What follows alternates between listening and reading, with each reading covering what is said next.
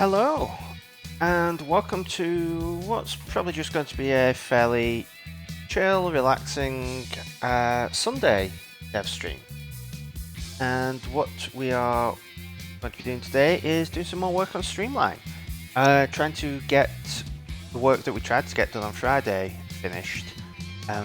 Get it so that we can be dragging files in as tracks and having them added to the library and added to the app, which hopefully shouldn't take too long. It just needs my brain to be working, which so far, fingers crossed, it is. So we're gonna do this probably for about 90 minutes, 2 hours or so, just see how much we can get done before picking up again tomorrow for a longer stream. So let's switch over to main screen, where we actually currently have Blender open, because I was doing a bit more work on the lamp. And you can see I have the lamp done. I have added a bulb. It's all parented up, and it's looking fairly good for what I need. I have just been doing a render. I've done some textures as well, so there's metallic texture over there, done a bit of white sort of glossy plastic texture on the rest, and the light is blowing down, so that's what it's looking like so far. But we won't be doing much more about that for today. That's something that I'll mess around with over time, because I need to learn a bit more how I'm going to rig this up for animation. But I thought I'd just show that off to show where it's got to since the last stream. So if I save that and quit Blender. Hey Coco Type, what is Streamline? Well, I can show you what Streamline is. And yes, I probably should put something in the description and the about section. So when this launches, wherever it's gone.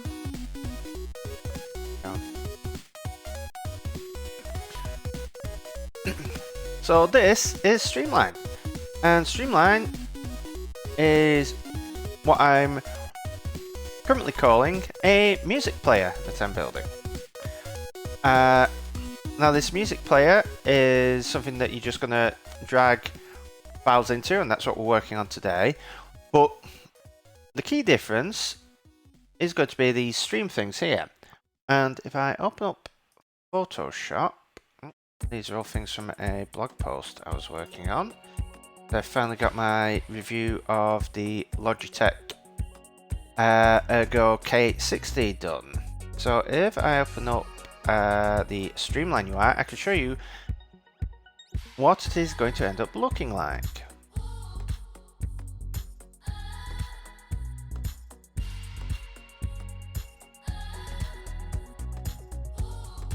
So, let's just hide this now. So you're going to have a playback queue on the right, which is going to be just the same as like the music app. You're going to have all your controls at the top, playlists and stuff down the side. So far, so like old school iTunes. But one of the key things are these streams, and they are basically going to be, imagine a soundboard but for music, rather than just like short snippets of sound. So what you'll be able to do is have a scenes view. And you're going to be able to go in here and add different scenes in here, and these could be great for when you're streaming. They could be great for if you're running like some sort of tabletop RPG, if you're maybe have a party or something like that and you want different things going on. So what you'll be able to do is add scenes, and scenes can have a playlist associated with them, and they can have various properties. And when you edit them, the properties can be, do I want to shuffle this or just play the playlist as is? What do I want, well, at the end, what do I want to have happen? Do I just want the music to stop? Do I want it to repeat? or do I want it to go to another scene? And that's going to be a bit powerful in a set, because the other thing is you can transition. And you'll be able to say, when should I transition? If I'm on the intro and I choose town, when should I actually start playing town? Should I play, like, let the current song end and then switch to town? Should I immediately just skip to it? Should I crossfade between it? And the thing is, what happens when town finishes? Well, you may be able to have it, like the scene will be able to go back to the previous scene. So you'll be able to say, play this and then go back. So it's going to let you, yes, it's a bit like where video games dynamically change music, depends on your action. Now, you will be able to, you can have a human in control, but one key thing that I want on here is automation. So I want to make sure it has full support for doing stuff in shortcuts, but also have a Stream Deck plugin.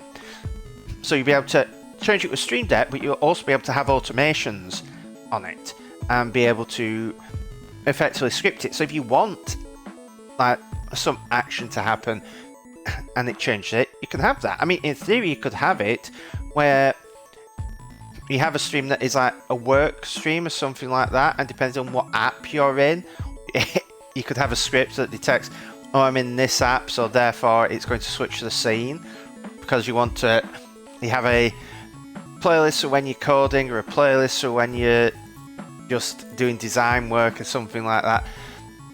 So it's basically just giving you control, and it's a bit like I say, a soundboard.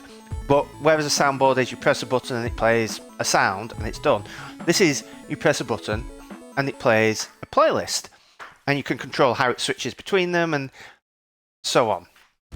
So the whole idea is, I mean, the whole purpose of this is when I was getting the stream set up and I'm just playing through music, and for example, this song now has lyrics.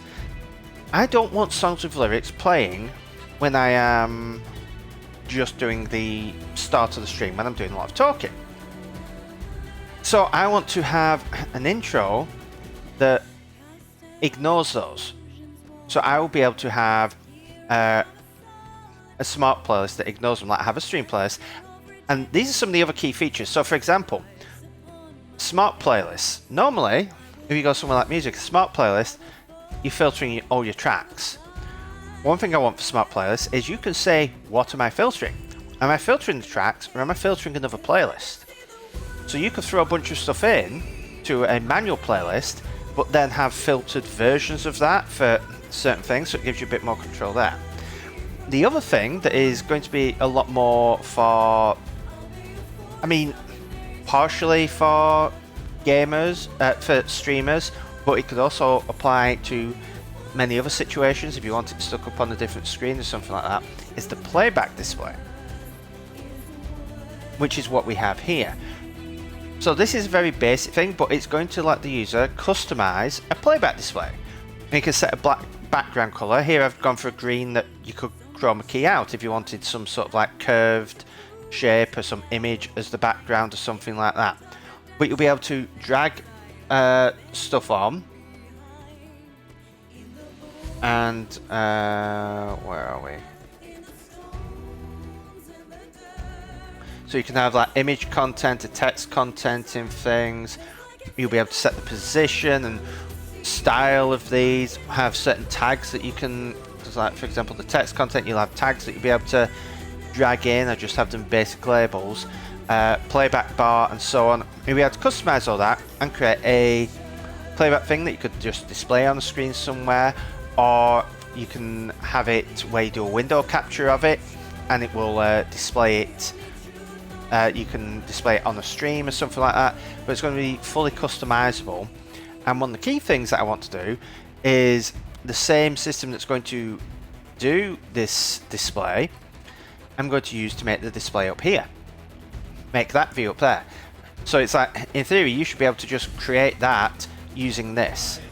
But you should also be able to do more. Throw in any images you want, any text that you want, and just build it up however you want it to look. And then you have a playback display.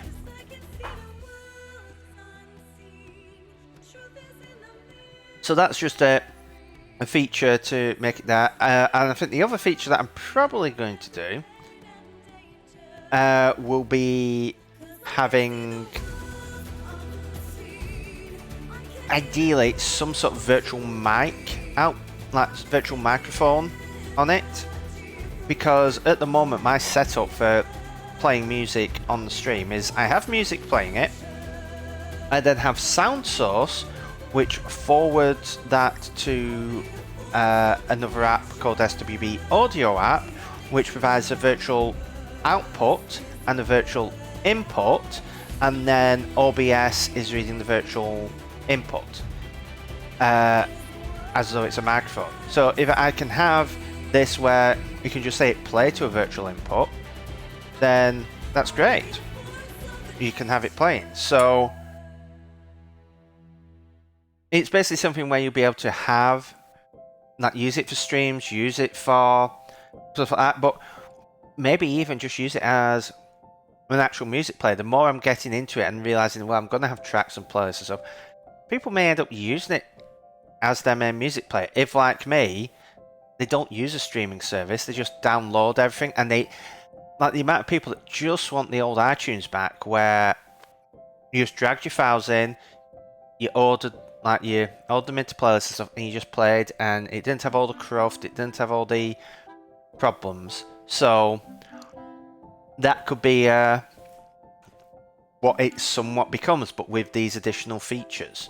So we'll see, but it's just an idea I've had, and I'm working on it now. So what we want to get done is we have all of our stuff in the sidebar where you can rearrange. We're showing, see, stream 2, stream 3.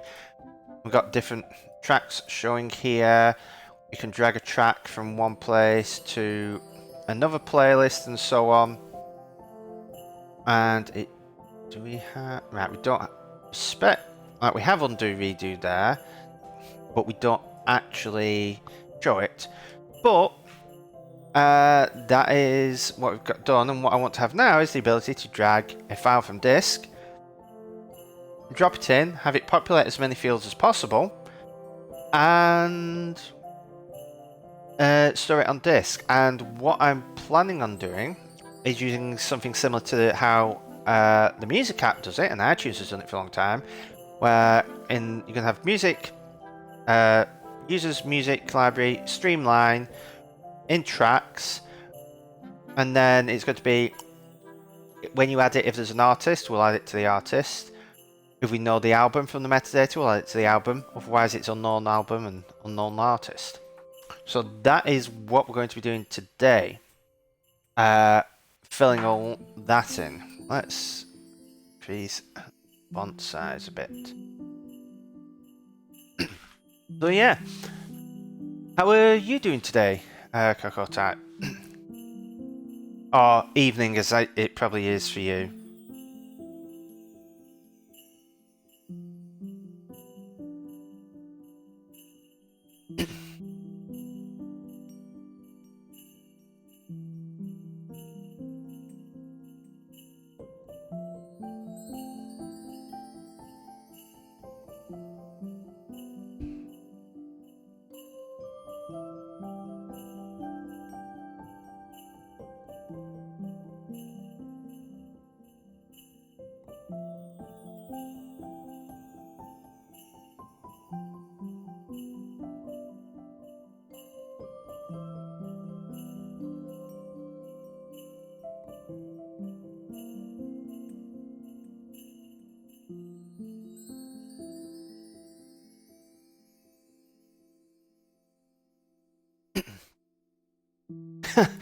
Five or 3 a.m. So the question of evening versus morning is ambiguous. I think by that point it's classed as morning. But by the time you get to 5 a.m. it's probably morning.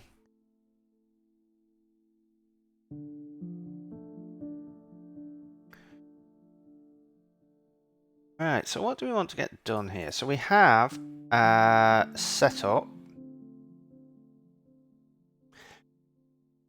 So that will make sure our directory exists, and if it exists but isn't a thing, then it's a invalid tracks file. Because if it's a file, we'll get rid of it. Otherwise, we're going to create the directory. So then we want the ability to add tracks from files at URLs. And what we're going to do here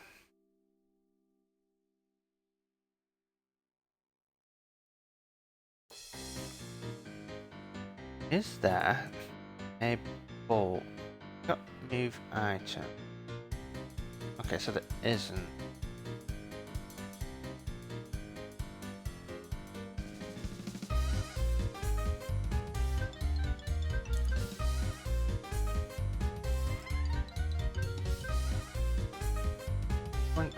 Yeah, that creates a hard link.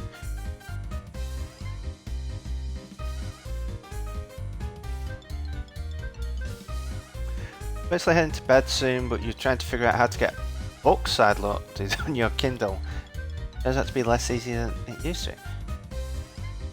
I would have thought a Kindle, they would have been designed that you can get books on. Are they currently like you can only get books through Amazon onto them?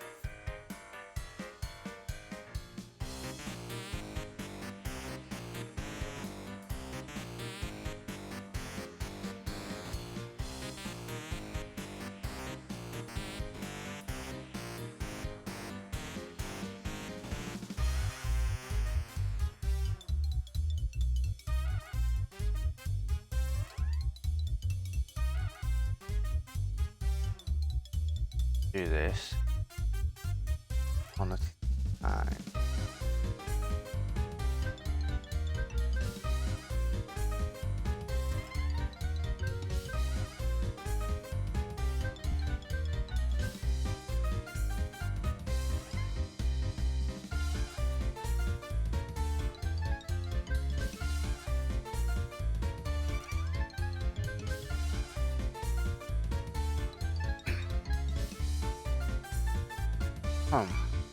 Right, so we want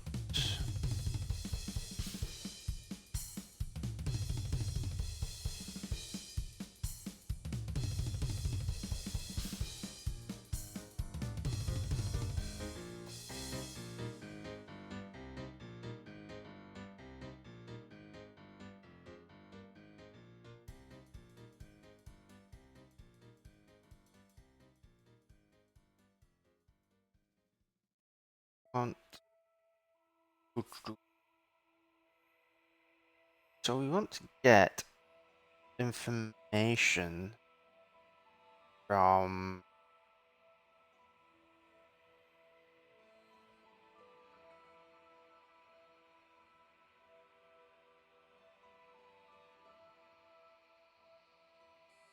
this is gonna be tracks, moving tracks. I think what we want to do is where it is located, we want to get the metadata, and ideally what we want to get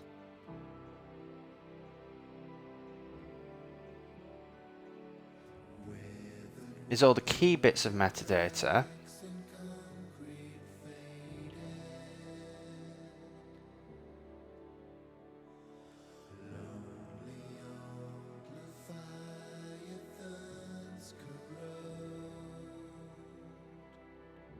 Yeah, if we create the track, populate it with the metadata, then we can set the source.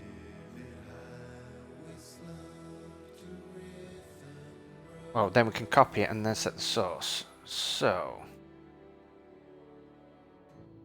create track, populate with metadata. I'm gonna copy it. Okay. They got rid of their command line tool for converting books in favour of a new GUI tool that doesn't actually convert to native file format for the Kindle. More for publishers than for end users. Well, that's great to have. a tool that like you can't put stuff on. It doesn't exactly make the Kindle much more useful, does it? No, I'm an Apple developer. I wouldn't know anything about having to deal with devices that don't let you easily get stuff on that the company that makes the devices doesn't want to get on.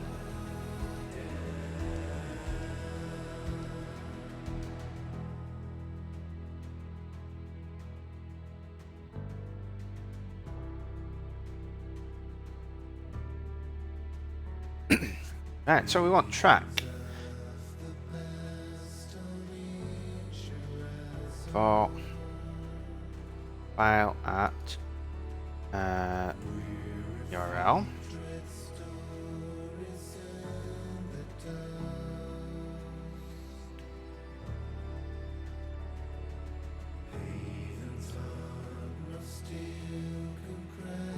So that's going to get the track. Then we want copy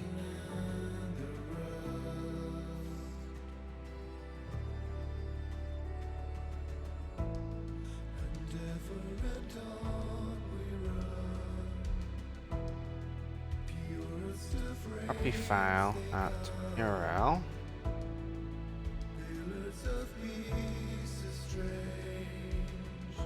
For track.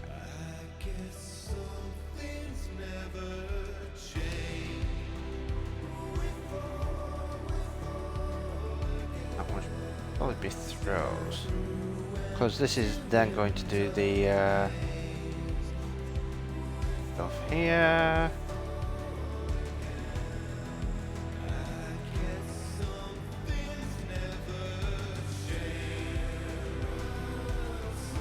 Well, this can.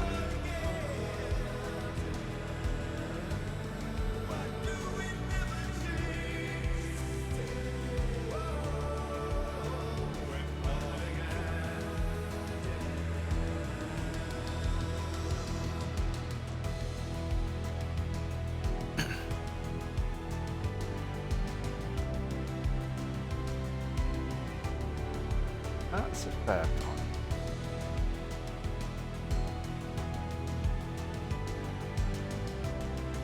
Do I want this to happen on the main thread? Probably not. If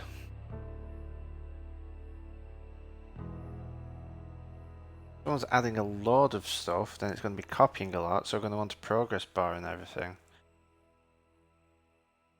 Let's do the simple case for now, and we can optimize it later.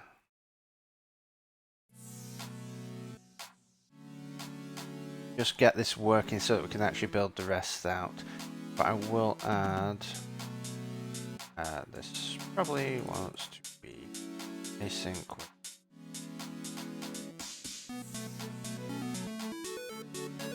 Maybe a good opportunity to finally learn some async await. Right. So we're adding tracks and files at the URL. So what we want to do is we can just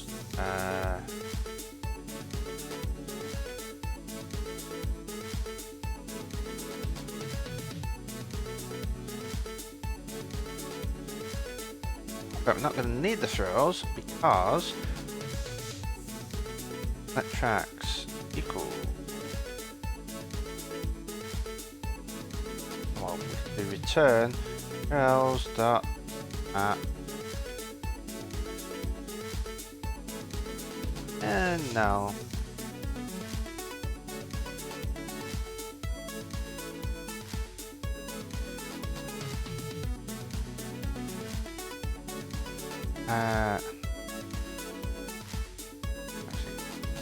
so we're going to create this. Right, so I'm going to do for URLs.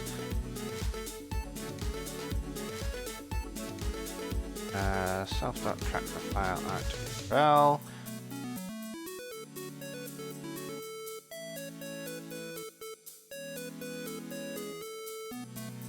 For track.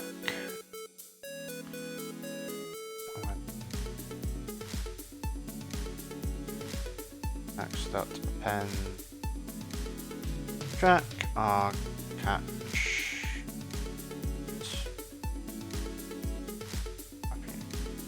Because what we're probably going to want to do is if something fails, like you only get one error or something, then we can probably it's a thing of the operation can fail, but it's not atomic. So if the last track fails, all the others will be done. So we don't want to actually have this throw, because we want it to return. We want it to try and add as many as it can and then just return errors for those that fail.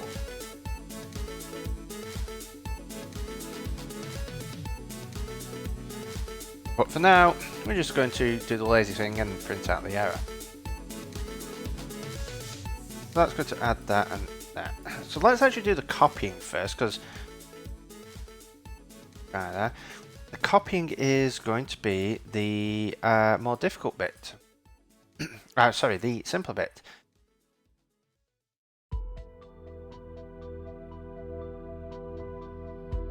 Because what we're going to do is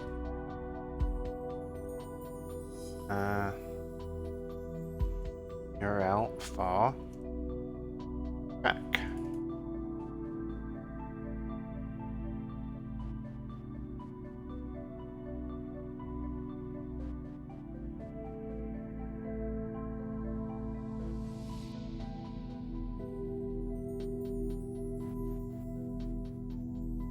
Now this is only going to be valid the first time it was added, because if it gets added in and the user changes the album name or changes the artist, that is not going to change where it is on disk. Instead, for that, the source is going to point to the URL. So this is basically setting the initial source URL, but in future, like, the source URL is the truth.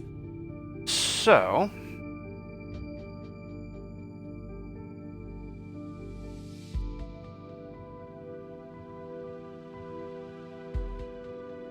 it's going to be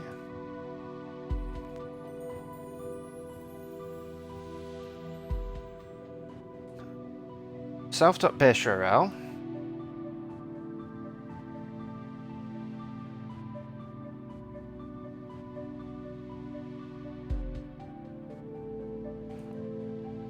name equals artist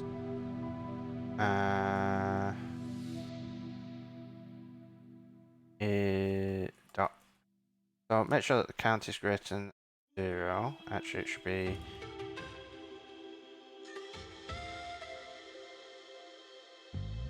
characters in white space. Shouldn't really be new lines in the file name, but we'll just do it anyway.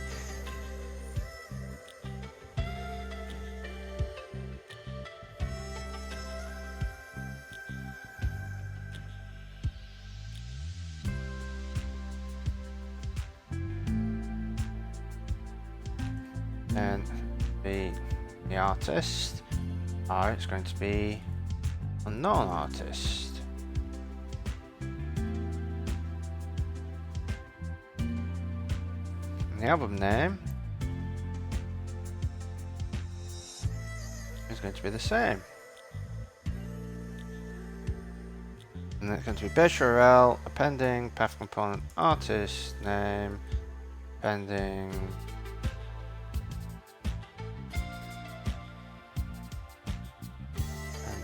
path component, album.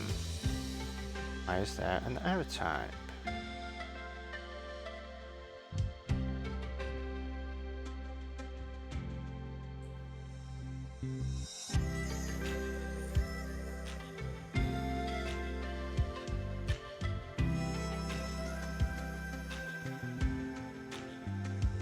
Key path type from, oh, not key path.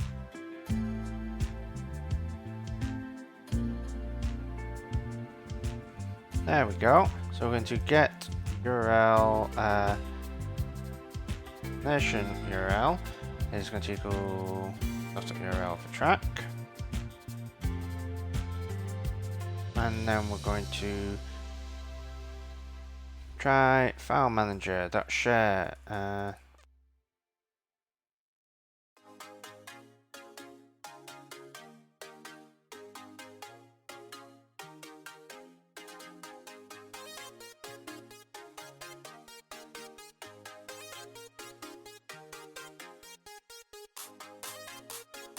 Actually, is there a way?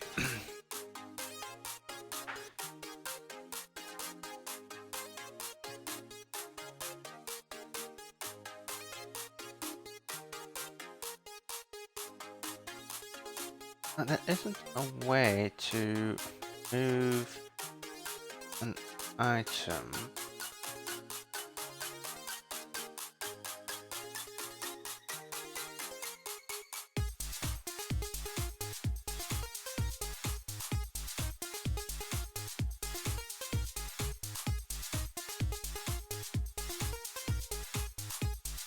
Oh, PNS works for it.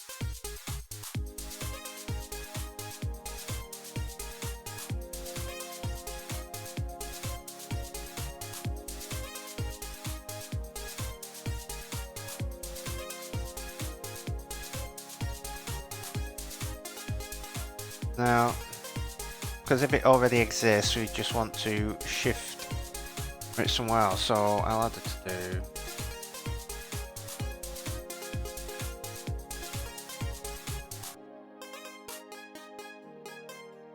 Because if it already exists, we can do things like check the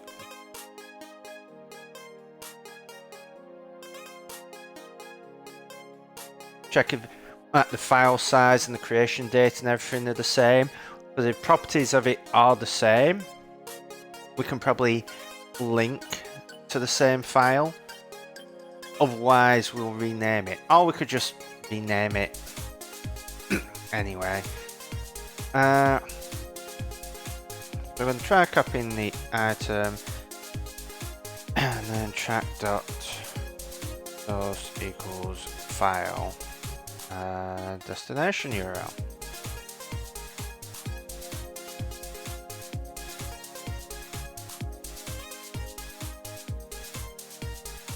Right, so this is the bit where we want this metadata stuff.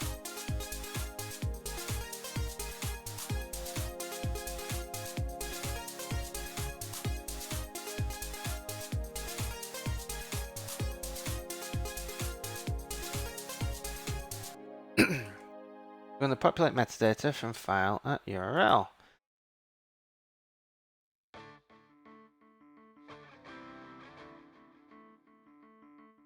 Well, let track equals track. Populate metadata from file at URL.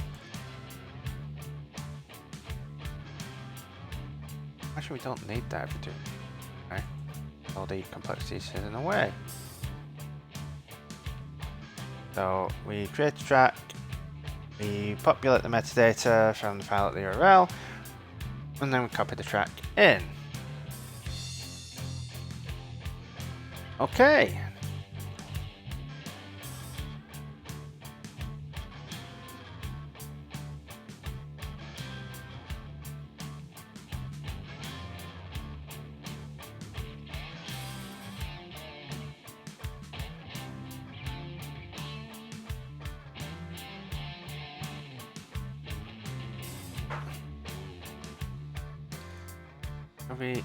The model controller, create a track file manager,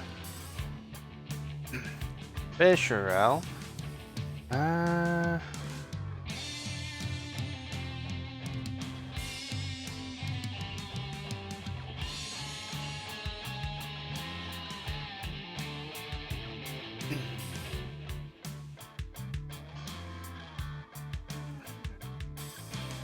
probably don't want that.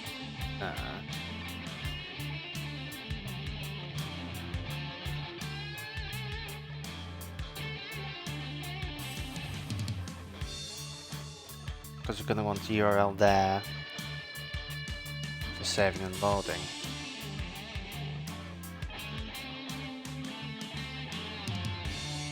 Then we'll do track file manager is going to be a track file manager with the base URL of URL appending path component tracks.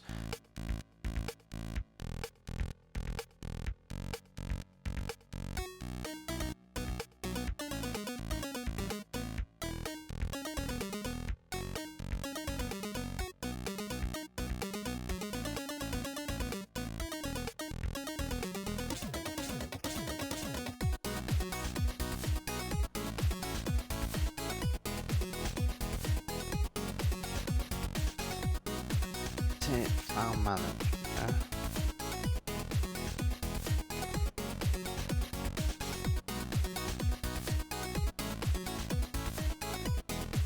A URL for directory.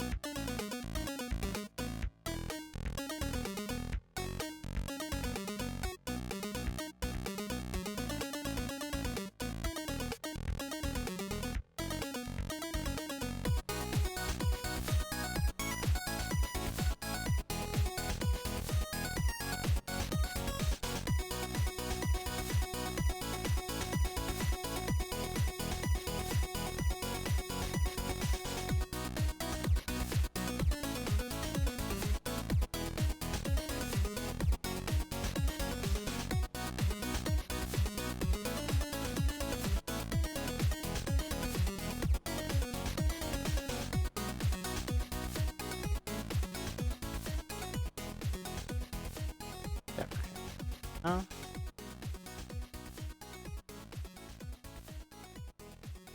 Not have them. Oh.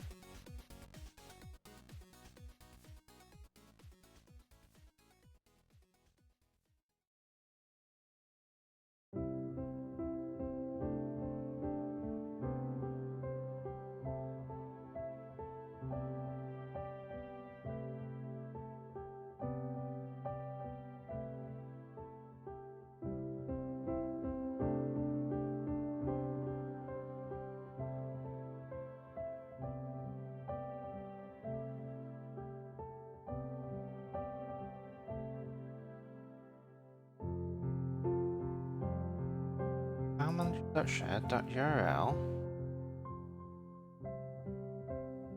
or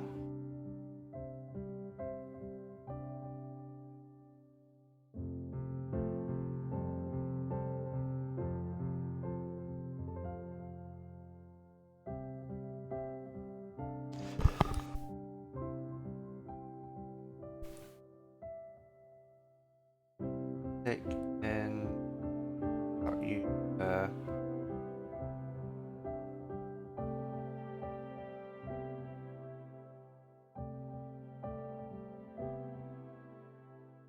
or L create roles.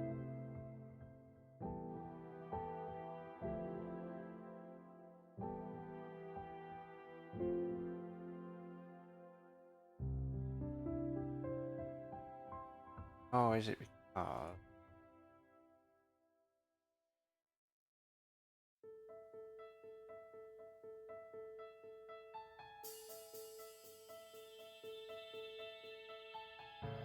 oh.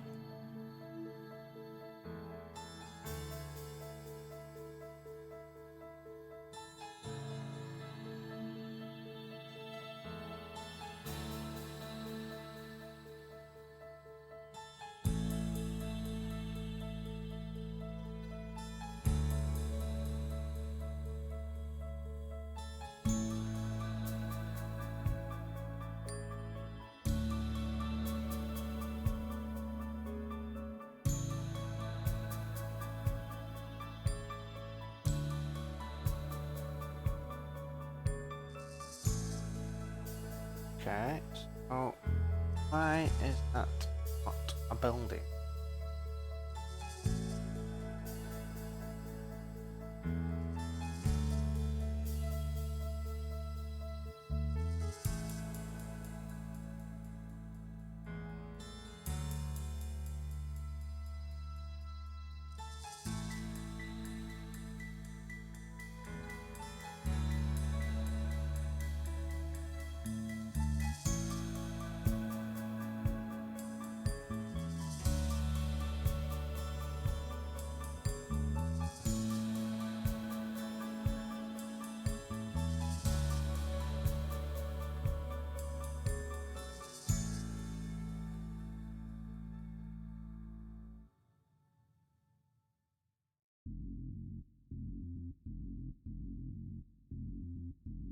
So we're going to want to change the draw.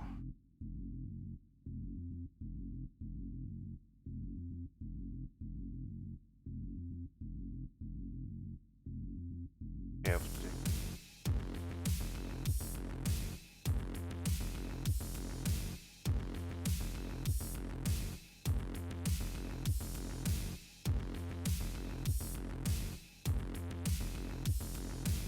I was going to get rid of.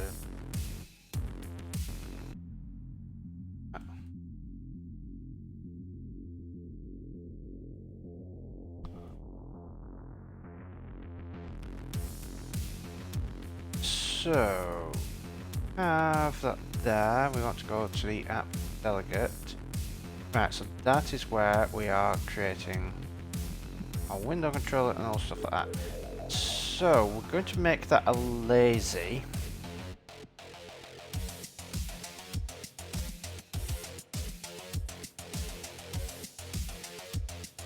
We could just make it an optional, it's not that big of a deal.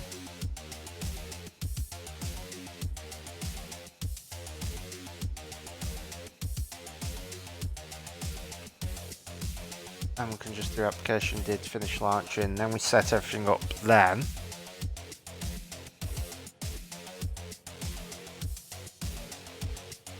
And if something has gone wrong, then we can sort it out. Right.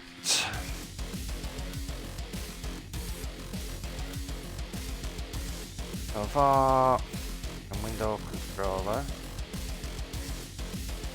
is going to be a main window controller optional. And in here, that needs to be optional. That needs to be optional. And what we're going to do is do catch color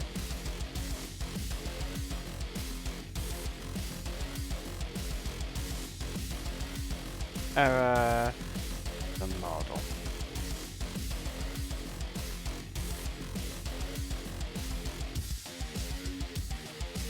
Right, so what we want to do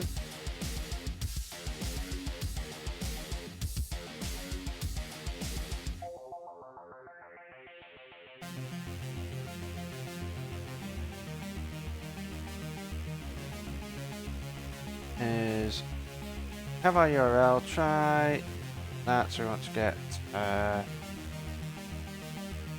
Streamline directory. Actually no, that is the music directory.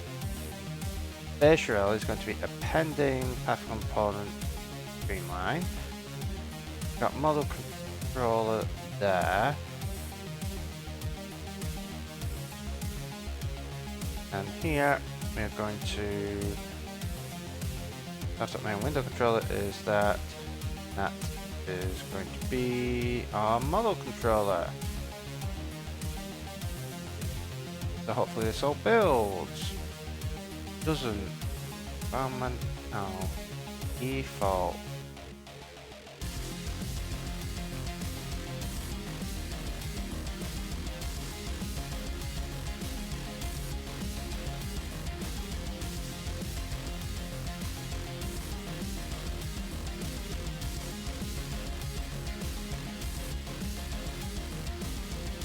What's that part? To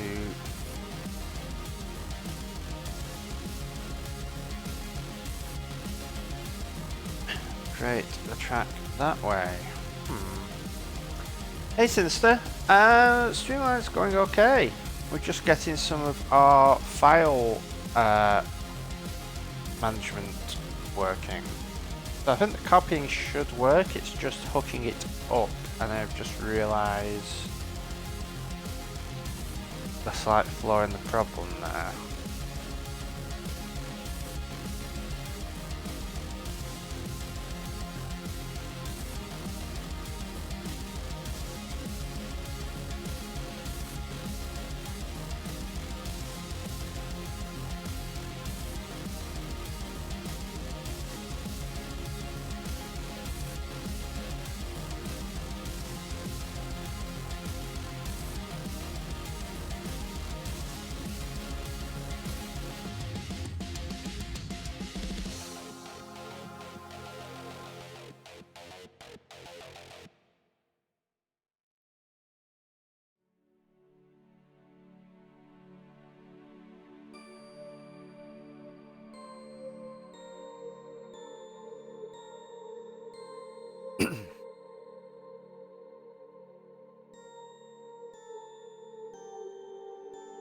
Yeah, so we want to create it inside of a thing, so...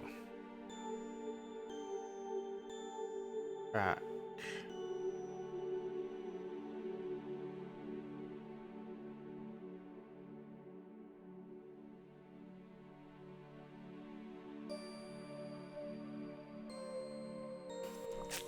So you're creating a track from a source. The source can be none, or the source can be a URL.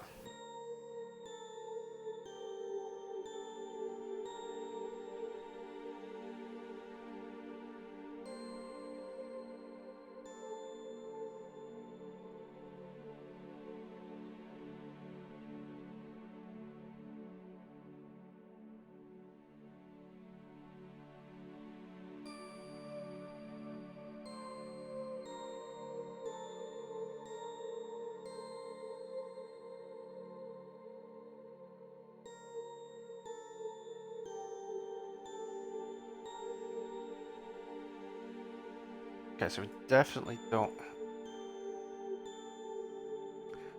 populate. Don't just do create track then.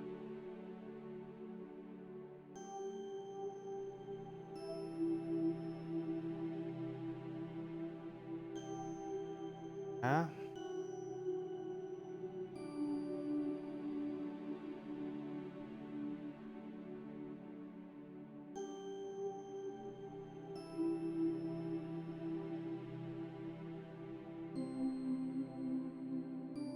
Add tracks and files at URLs to model controller. So how are you doing today, Sinister? Are you up to anything much?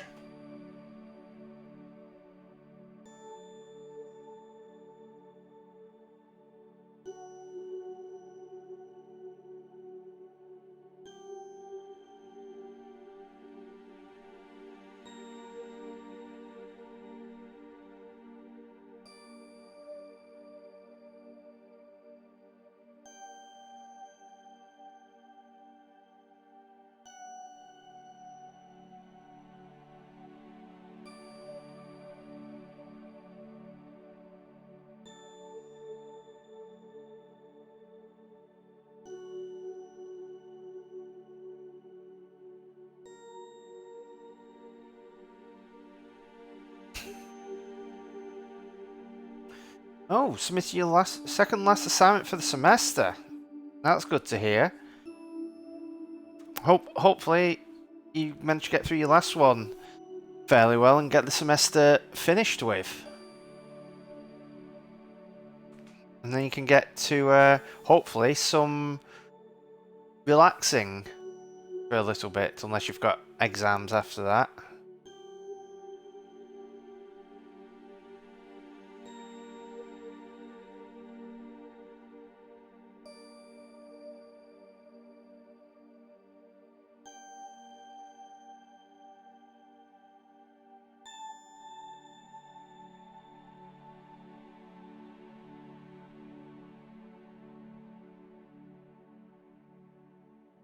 1 week to go. Well, hopefully that 1 week to go goes as well as it can. And is this your last? Is this just the end of the semester? Or is this the end of your course?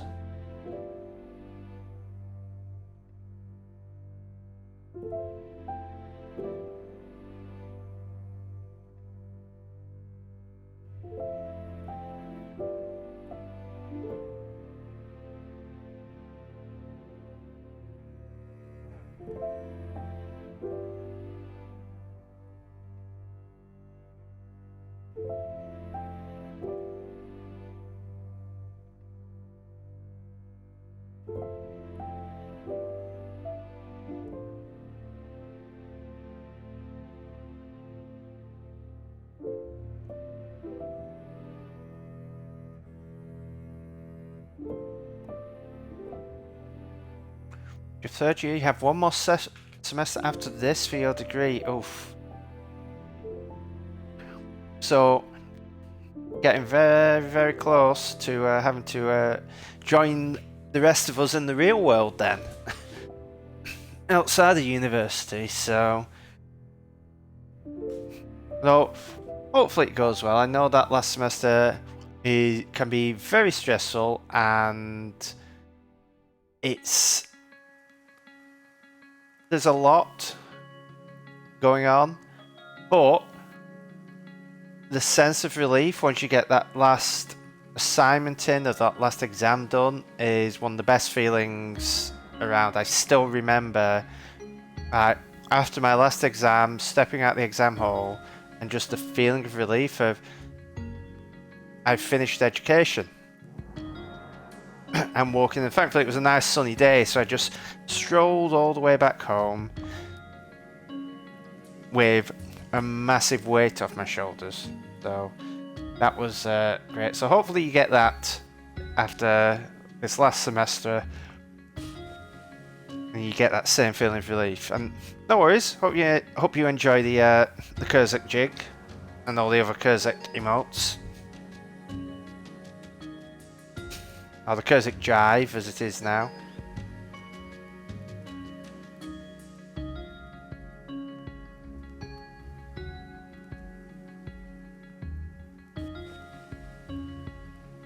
Oh, plan to do masters.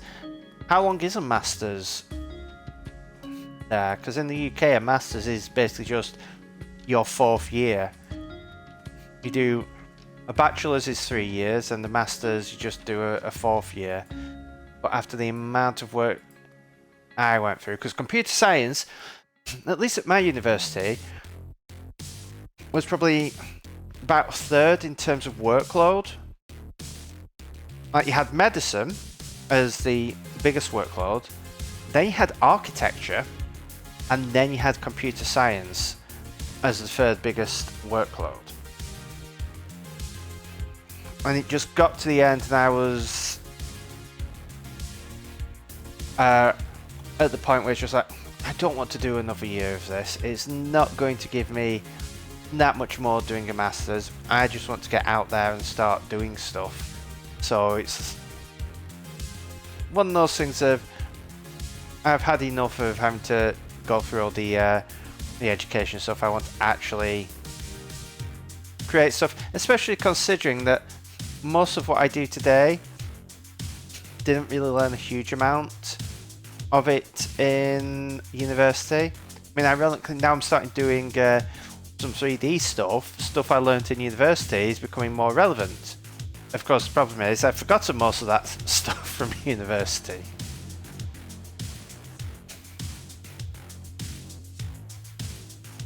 Pretty sure it's 2, but could be wrong. Well, either way, hopefully all goes well and you get your degree, and then you can move on to your masters and get that all sorted. Oh, what the hell's happened here?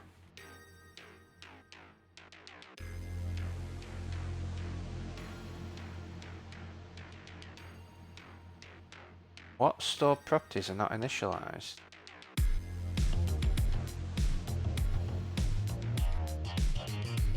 Oh!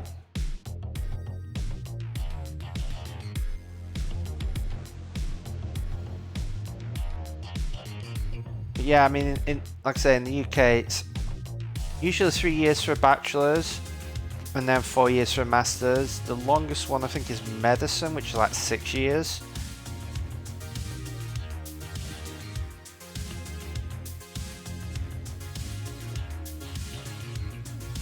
But that's because you really go in and focus and you just do one thing. So I did a computer science degree, which means that except for one module early on, everything I did was computer science.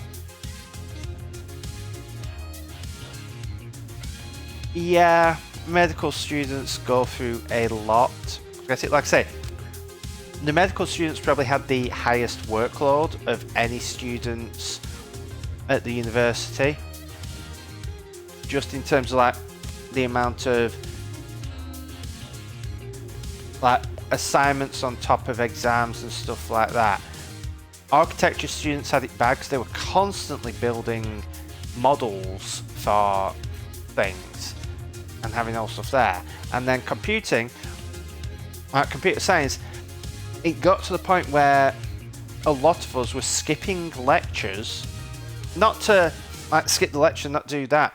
We were skipping lectures to get the time to spend in the computer lab to do the assignments from the lectures. So it's one of those things that we had to skip the lectures to do the work for the other lectures, and it's the only way we could get the work done. We actually had one, I think it was in the first year. It might be in the second year.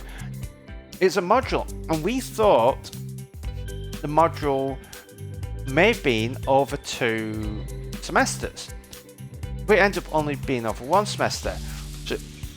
So it was something about learning a process of building software, and basically we had to do stuff like write up the specs for the software. And that took a while because we had to do the lectures, and then it was getting towards November, and then we had to start doing this where we were given the project and we had to start writing up the specs. So we went through all this and we implemented the specs, and it was probably about 4 weeks before Christmas when they then turned around and said, okay, now you've got to build it.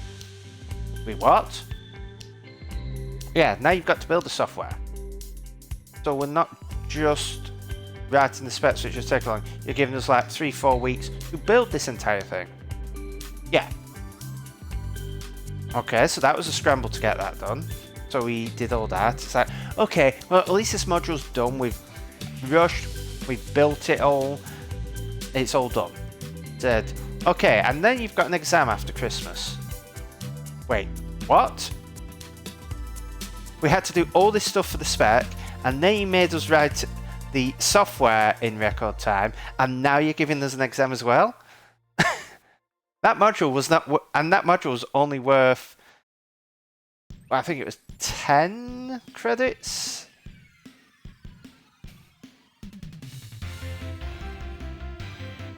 But I think the module was 10 credits. You usually get 120 credits in a year, and the thing is, it only ended up that the second year only ended up counting towards 1/3 of the degree, because for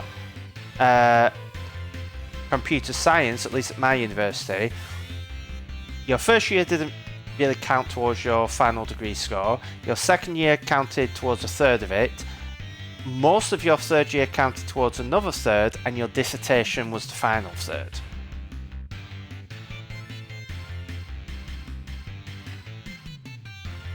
But yeah, it was a lot of work, but it's why a lot of the other we were skipping out all the other lectures, but it's like, well, we need to get this stuff done. We don't have the time to go to lectures because we have to do the work from the lectures. So the university was fun.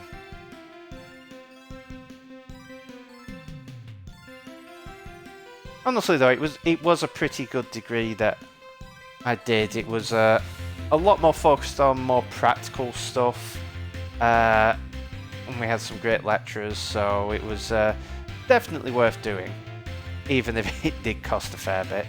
Well, not as much as it does these days.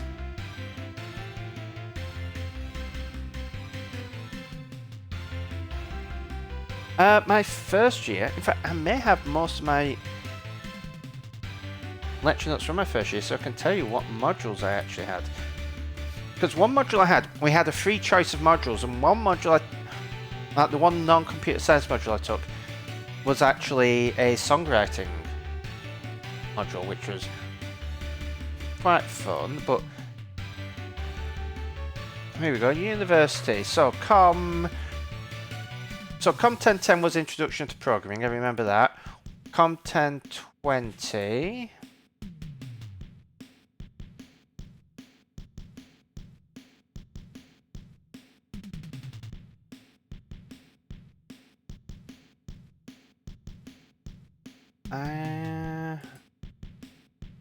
That was also programming. Com 1030, I believe.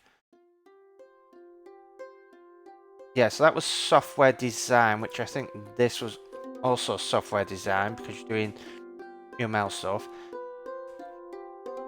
can't remember what 1060 was.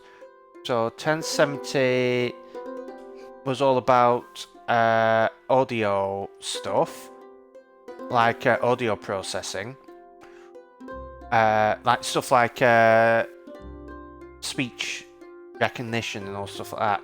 And I believe 1080 and 1090 were...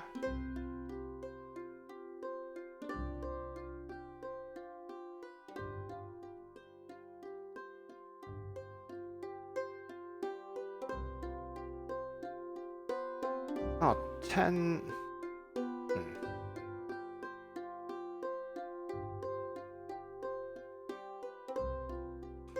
So 1090 is computer architecture. So I wonder if 1060 was network architecture. And 1080, because this doesn't seem like network architecture. This seems...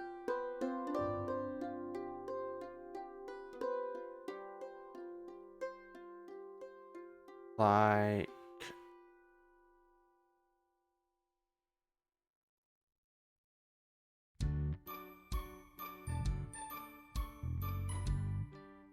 Yeah, this is some search stuff.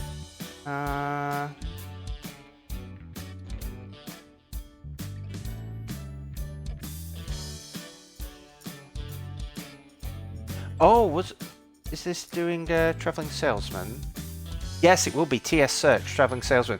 So this will be computer algorithms potentially, because this is doing your classic like the traveling salesman algorithm and Dijkstra's algorithm stuff.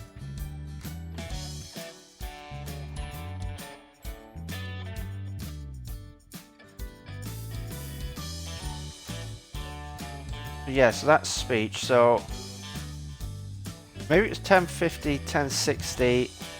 One of those was network, because it was basically just like introduction to programming, introduction to like software design, development practices, network architecture, so learning the full network stack and how the internet works, computer architecture, so how CPUs and all that stuff works, and a lot of your basic algorithms, and like I say, some stuff on audio processing, like it was going through various things like audio processing. I think there was some text processing. I mean, a lot of the text processing didn't actually, like stuff that we did didn't happen until the second year. The second year got a lot more into like functional programming, actual software development, human-computer interaction, so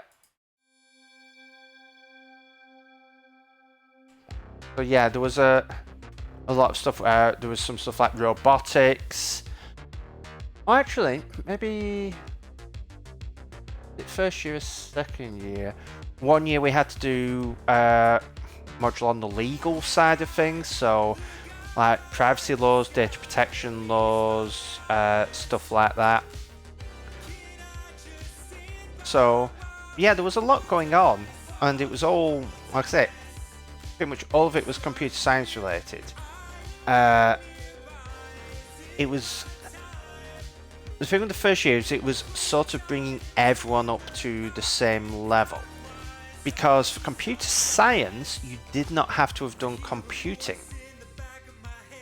The requirements for my course is you needed 3 Bs at A level, and you needed one of them to have been in maths. So they didn't really do anything, like they didn't require computing. And when I went, they were actually, it's like, okay, you're taking A-level maths, we'll check that off. They didn't care that I was doing A-level computing. They were more interested in the fact that I did A-level geography. But yeah, they spent the first year, especially the first semester, effectively bringing everyone up to speed. So it's like the introduction to programming. It's like, this is how you write code. This is an if statement. This is a for loop. And I'm just like, I've been doing this for like 4 years already. Like I learnt this stuff myself, and then I've done 2 years of A-level computing on it and done several projects, but some people hadn't. So they need to bring everyone up to the same level. Basically explain how it is. So it's like the first year is just get everyone to a certain point, at which point they can start doing the really difficult stuff. So yeah, it's a good range of subjects. It was just a lot more foundational stuff. There was some useful stuff in it, like having a full course on the network architecture and the properly going into how networking works. It was great. It was actually pretty funny though, because for most of the degree we were told not to bother buying textbooks. Like most of the courses, it's buy textbooks. You got to go and you got to pay for these textbooks and so on. And I'm pretty sure the only textbook they tried to make it required to get was one on essay writing, which I don't even remember if I got. Now I did buy quite a few books at university. Like there was one that was actually genuinely useful, but the thing is, a lot of the stuff they ended up just saying go read Wikipedia. Now for most university courses and stuff, it's like, oh, don't look at Wikipedia. Wikipedia is useless. Computer science, Wikipedia is often more in depth and more up to date than most textbooks, because the textbooks go out of date, but Wikipedia keeps getting updated. So especially for the networking one, we were told that not necessarily use Wikipedia as a reference, but use Wikipedia as a good source to find out more information, to get a deeper insight into these, because it is often one of the best and most up-to-date sources for this sort of stuff. But yeah, I saved quite a bit of money not needing to buy textbooks. I mean, like I say, what textbooks do I still have?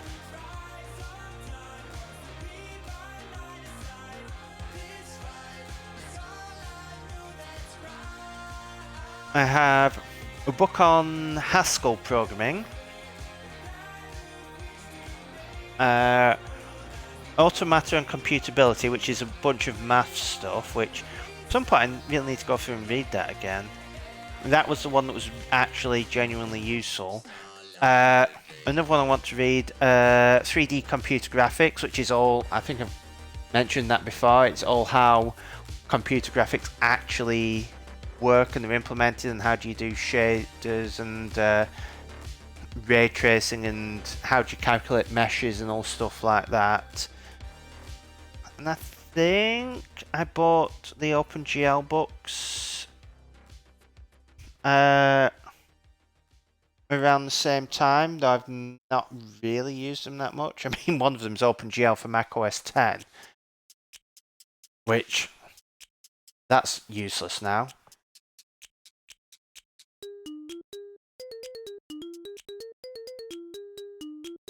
Right, so we have all this hooked up.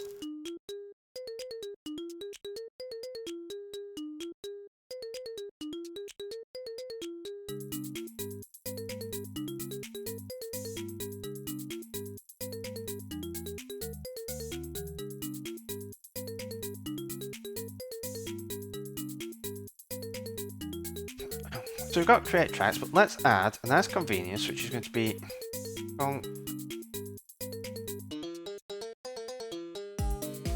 create tracks from URLs,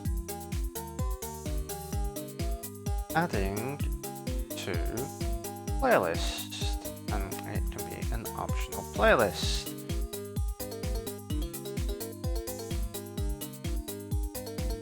And what this is going to do is stuff.track file manager dot add tracks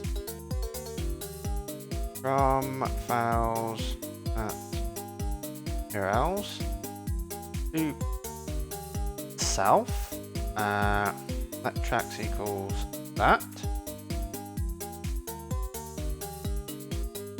And self.add tracks playlist. Okay, so now we can hopefully do some drag and drop and get all that hooked up. So we'll do our source list, model types,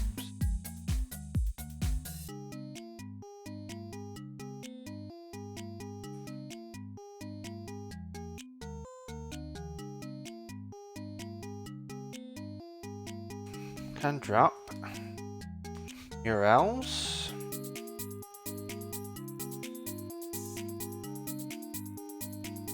a child index int, bool false, and I'm going to drop URLs at child index.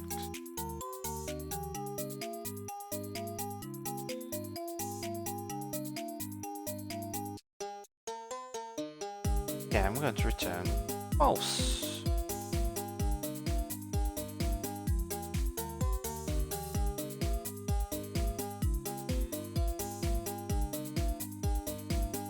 And drop.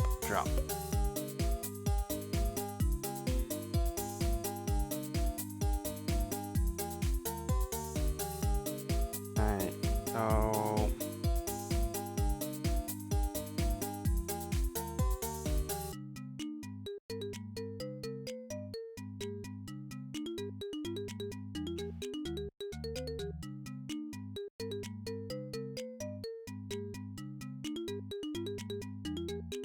so now can drop URLs.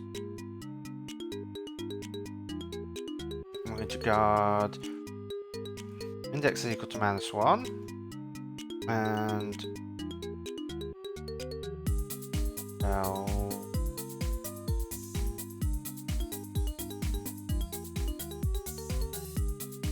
false for URL and URLs.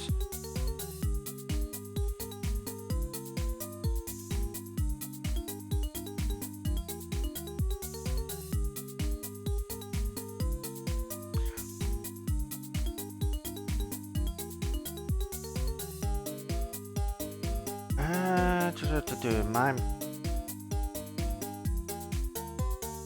What we're just going to do is let's crash on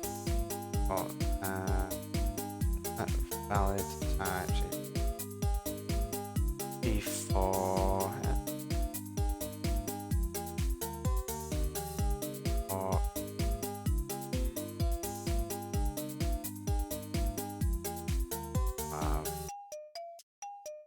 we're going to change this to use MIME types of content like UTIs and stuff later.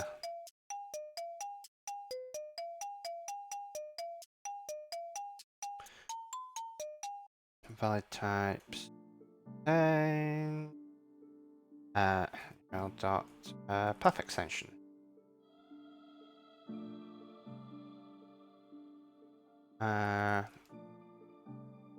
Guard that, else return false, return true.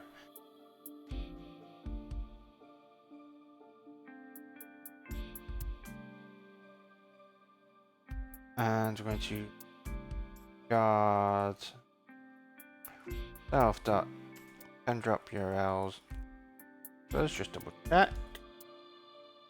As return false, I'm going to do model controller dot create tracks from URLs, add into L. True. Then we can copy paste this into playlist source list node. That's the same except this one playlist.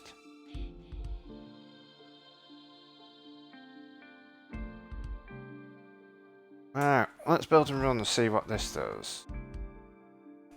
Place must be unwrapped. If that playlist, then we do.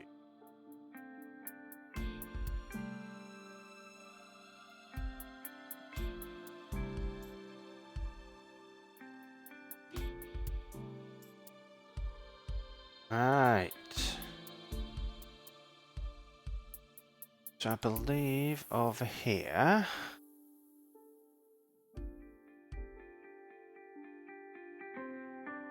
I have a song. So let's try dragging that. Yes. Here. Oh, file URL. Oh yes, and we actually need to call in here, drag and drop, validate, drop. File URLs. URLs.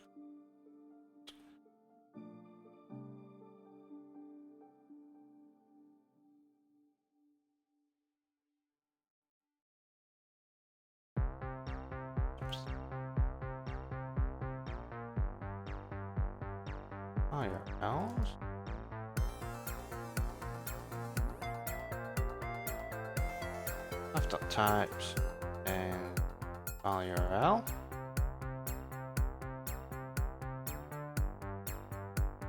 Optional there. Pasteboard item. Pasteboard item. Else. Return pasteboard items. Compact map. 0 dot.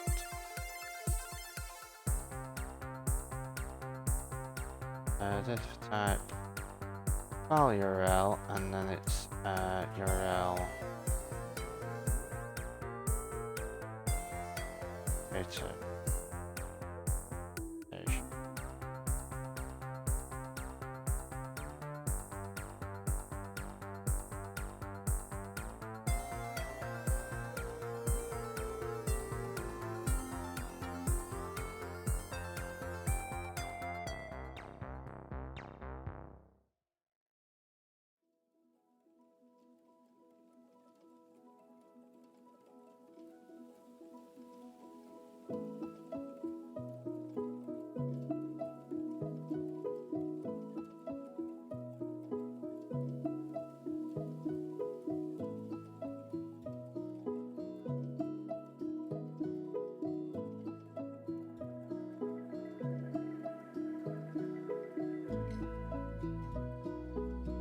I was having some more thoughts about the stream and the changes I want to make.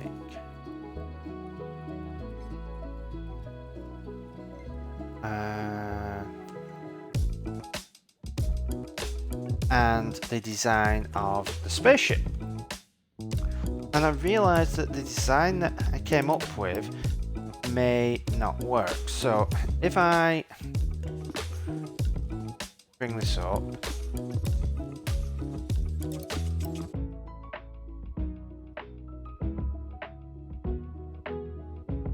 so if you remember, what I had come up with is you'd have a spaceship and it would like curve like this,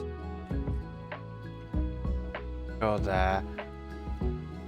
You'd have your control panel here, have a chair. There'll be sort of a table here, and then a screen here that my robot would be at, and you'd be able to see all the stuff behind him. And what it would look like on stream is if I just draw. So imagine that's the screen. What I was imagining is you would have your sidebar here as usual, but down here, rather than the robot just being there, it would be like a little camera view. And then here you'd be able to see their face.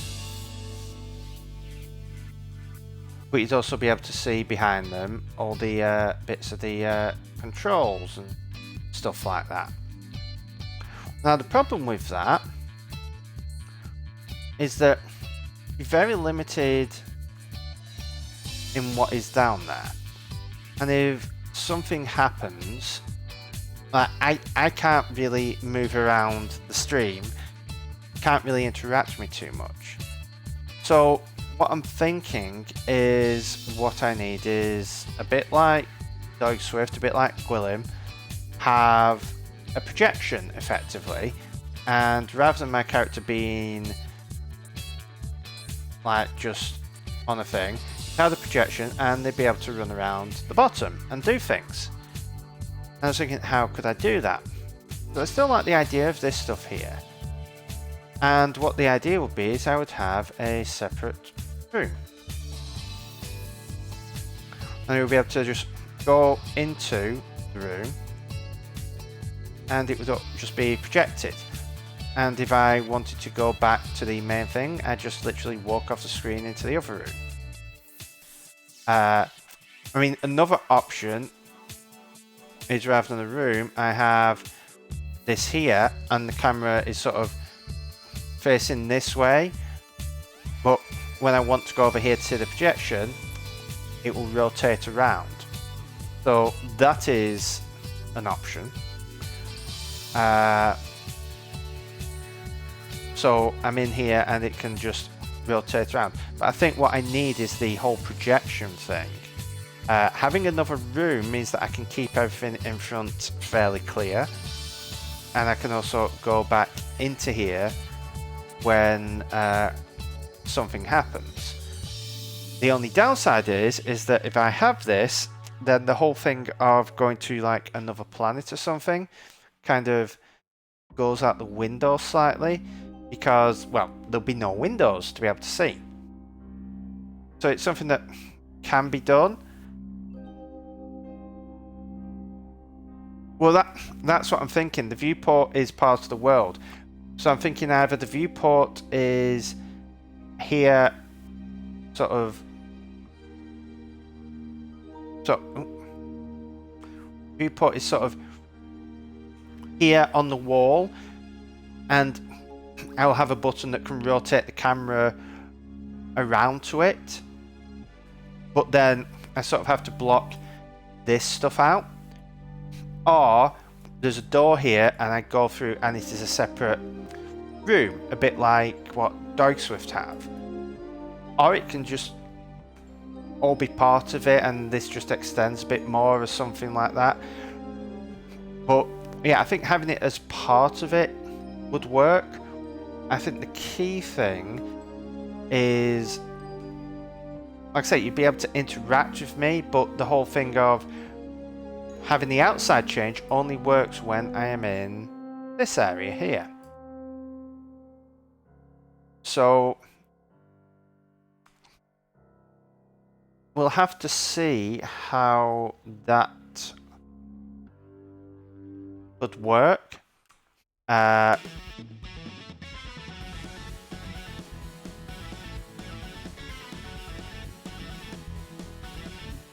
mean, I could have it where the screen, because if it's just projected onto a screen, it could sort of flicker a bit.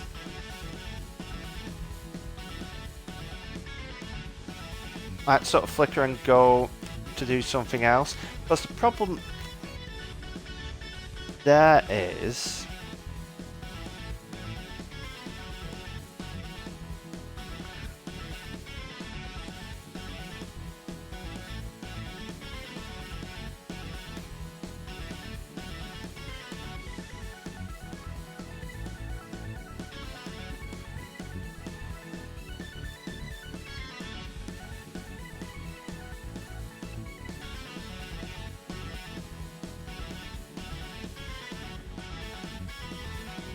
problem I have, I'd have to probably chat with Gwilym about how they've done it, because it would potentially be easier, well, I say potentially, it would 100% definitely be easier doing it the way Doig has done it. Because the way Doig has done it is he has effectively a green screen, and all he's doing is chroma keying that out in OBS and showing a screen capture. It's a question of what I believe Gwilym is doing is a screen capture that's going into Unity and putting the screen up there. And it's just a question of how well that will work and how efficiently that will work on the Mac in Unity. Because especially when OBS finally gets updated, it's going to be using some new screen capture stuff that is a lot more efficient than what OBS currently has. So it may be something that I just go with the green screen thing, even if it's not quite as smooth as Gwilym's. It may be more efficient, but we'll see how it goes. I mean, worst case scenario, I have to go with the green screen part of it, but that's something that we can work out and come up with. But yeah, that's basically the idea. It's just I really like the idea of being able to go somewhere, and as long as I'm in the main area, that can happen. And like the hollow table thing here, I can have things come up there, but it's just a case of, I mean, maybe it is a redeem that I have to invoke. So it can maybe be an expensive one that can only happen like a few times a stream. And if someone does it, I've actually got to go to the controls and pilot it in, which means leaving the screen, going over here, and actually flying to that location. Because I'm thinking there could be other redeems, like using the table, some sort of game or something on the table that I can play with chat or something, or that chat can play against each other. So it's working out stuff like that, how I'm going to deal with it. But yeah, I'm slowly getting there. I mean, I'm really pleased with how the because you haven't actually seen this, Sinister, I did some more tweaking on the lamp. I bring it up and F12, so I've added a bit of texture on, so it's got like a glossy black texture on it.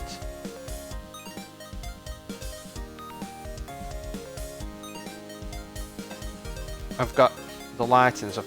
There is some weirdness going on, and I think it's just because I mean, I don't know if you have any thoughts. So here I've added a subdivision modifier, so that is working great. So all this is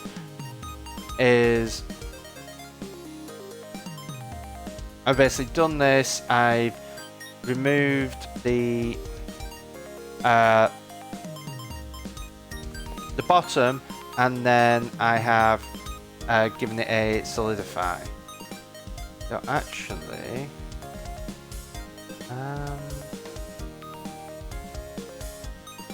these should be parts. Yes, I do.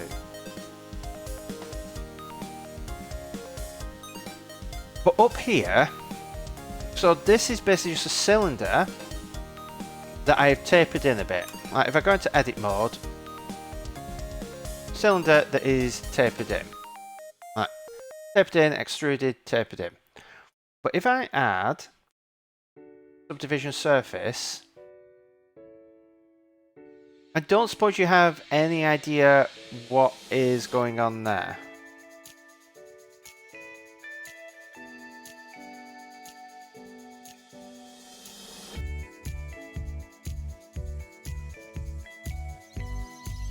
Because I'm assuming if I... Right, so it's trying to curve all the edge groups. Yeah, I was trying to... Because I got the figure there, but it's trying to work out... Like, I looked at all the stuff here, trying to work out how to get it not to do that, because I want it to... Got the edge. Alright, so select the edge loop at the bottom. No, I need to be on edge. Okay. And Shift E. Oh!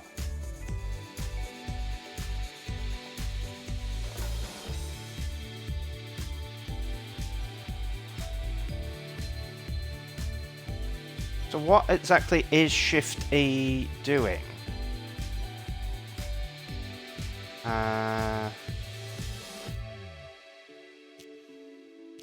Like, what is the actual tool that it's going into with Shift E?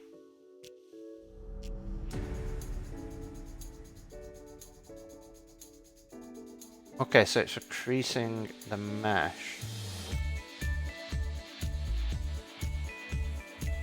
Okay, I will have to remember that. So use, yeah, there's use creases.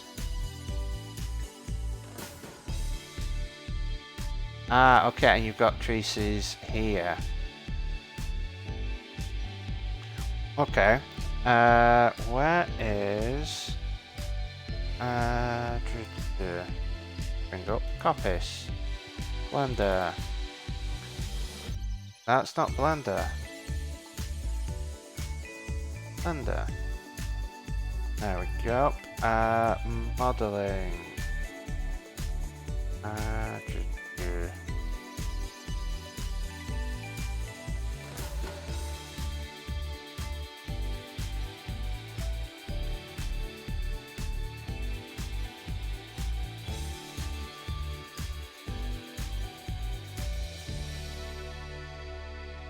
Yeah, I mean, the only reason I'm adding it is because it looks better on a render.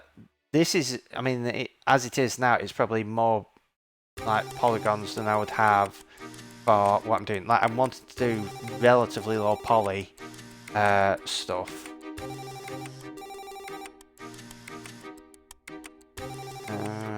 Shift.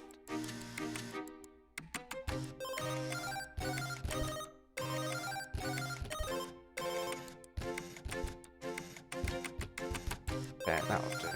I've actually been setting up on my Stream Deck, if I go along, setting up various actions. So I've got ones to adjust a wireframe and solid, apply scale and rotate parent object, and all they are doing is, because it's all hotkeys like Z4 to go, Control A O to apply the rotation scale or something, or Command PO. What it basically does is, if I want to go to wireframe, I just press wireframe and it does it for me. So I don't have to remember all these combinations. I just need to remember I want to go to wireframe or I want to go to solid. So it's pretty cool setting up the Stream Deck for all these various things. I've also got it set up. In fact, let's. So my mouse is a Logitech MX Master, which on top of various other buttons has some gestures. Now the first thing I've done is this keyboard shortcut, this button here, I've made wide, because if I want to, for example, oh,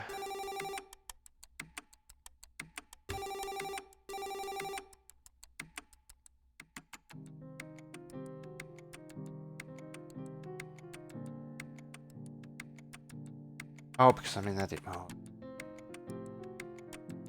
So if I want to select something and move it, then G, great, X, great, Z, great, but Y, I've got to shift all the way over.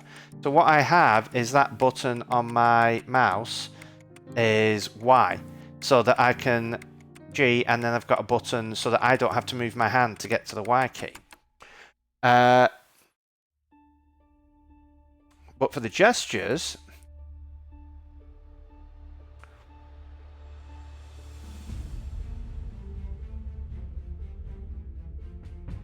I have them set up for 1, 3, and 7. So when I press down and move my mouse to the left, it does a 1, to the right it does a 3, and down it does a 7. So I can use my mouse and just press down on the gesture thing and to the left. I get 1, 3, 7. So left, right, down. Because I've been remembering just how incredibly useful just having the orthogonal things are. Because again, these are all numpad things. And the problem is I've got to move my hand to get to the numpad. So if I have this stuff here, I've got it. If I need to do any of these things, my Stream Deck is usually just off my escape key. So it's actually fairly quick for me to just go and bash wireframe or solid or any of these other things. So I'm slowly building up all of my Stream Deck things I'm doing here. So my left hand, I'm hoping my right hand can stay on the mouse. The left hand is on the left hand side of my keyboard and the Stream Deck. So I'm not having to move as much because it just makes stuff easier. But it's just learning all this stuff, getting all these things in, and yeah, getting it all done. So the next thing I'm going to do, because this is all hooked up now, I'm starting to get fairly quick with doing all my like extruding and stuff like that, and getting used to the I mean, the modifiers is stuff that I never had in the app I used before, and these are so cool to have, so useful and cool to have. But yeah, so I'm just slowly building all this. Oh, this is pretty much done now. So the next thing is off stream. I'm going to learn how to do all the rigging stuff because Blender has tutorials on that.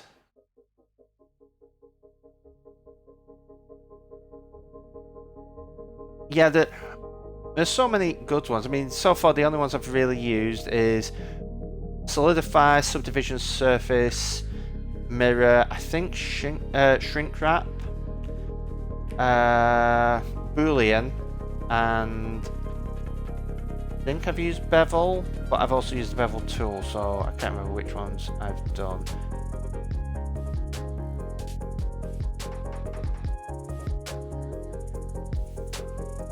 But yeah, I'm getting there, but like I said, I'm gonna learn how to rig this up because I'm hoping it should be fairly simple, because all you need is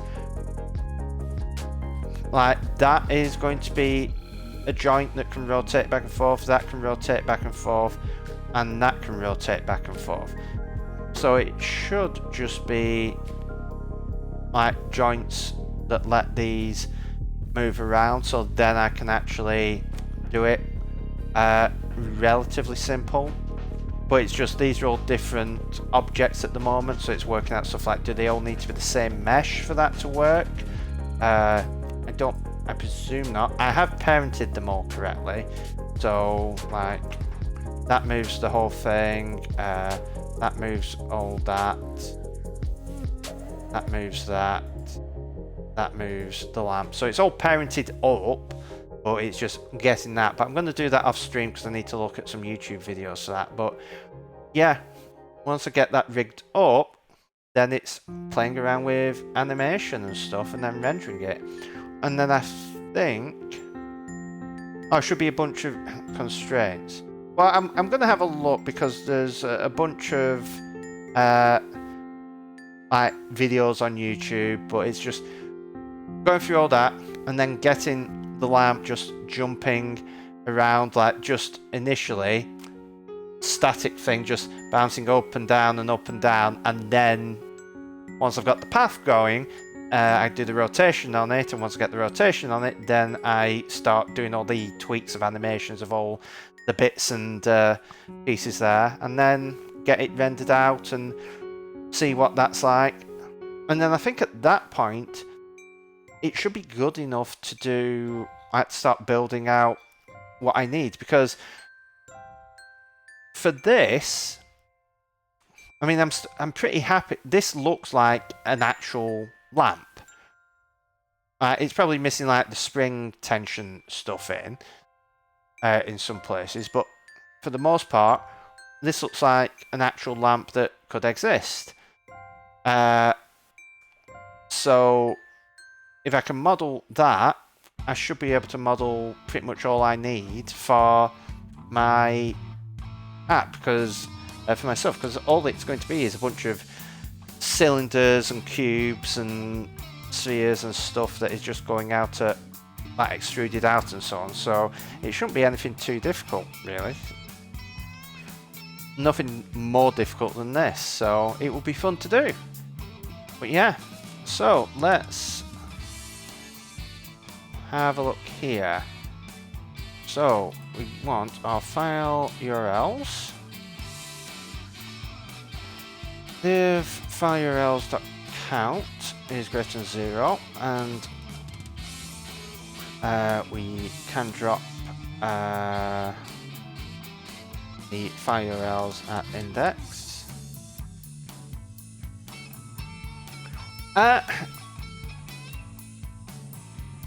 I have some sort of references. In terms of references for the ship,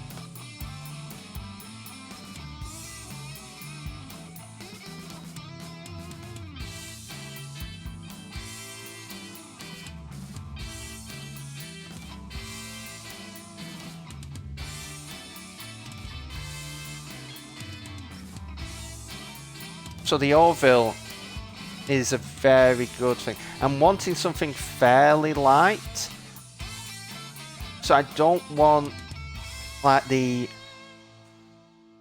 beige of, like, this is very much a Star Trek vibe to it, and I want a Star Trek vibe because I love Star Trek, but I'm not a mass like the Enterprise D bridge is a bit too beige. The E bridge is a bit too dark and grey. I love like the bridge on Voyager, but again that's a bit too dark. Something bright and white and glossy. I mean, I suppose JJ Star Trek bridge.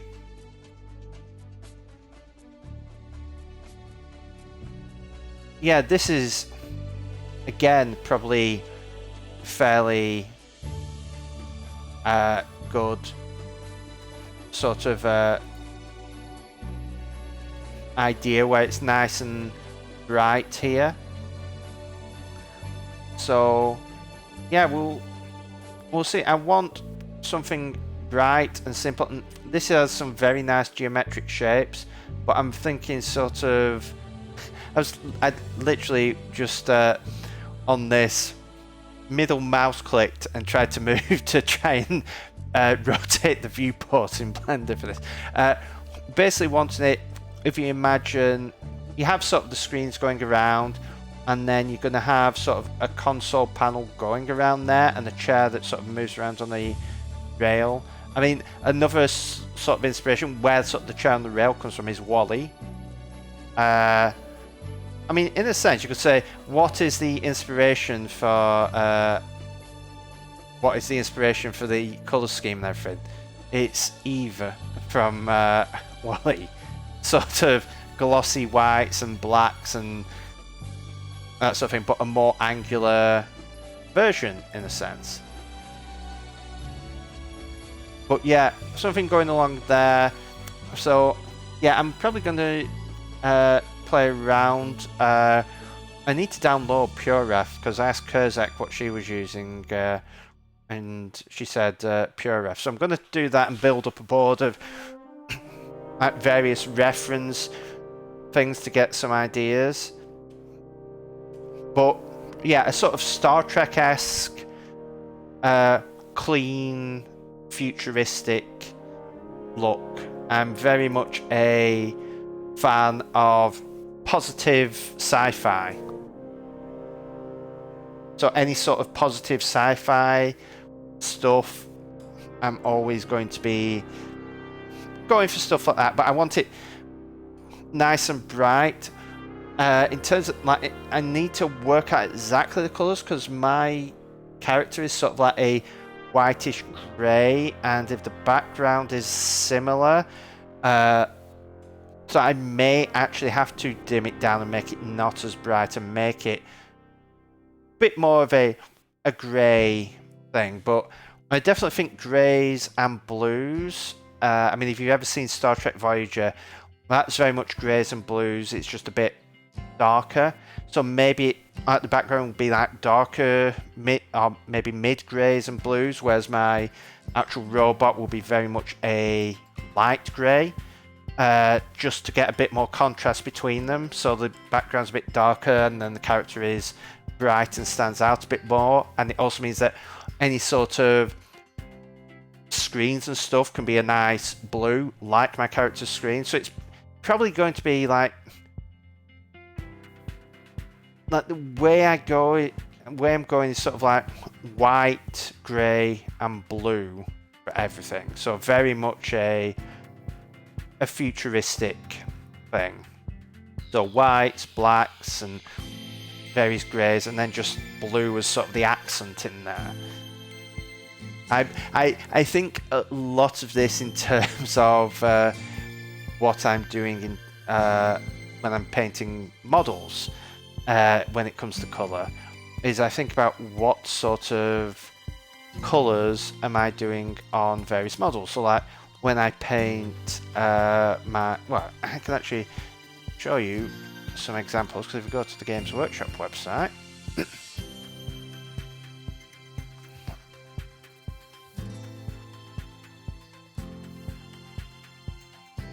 so let's go here and let's have a look. Good one to look at are Space Marines. Do we have...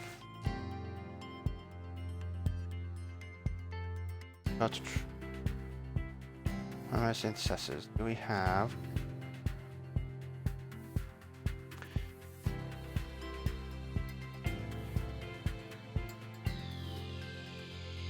Oh, I thought we'd have more colours. Maybe Tactical Squad would have more variation. Colours. Nope.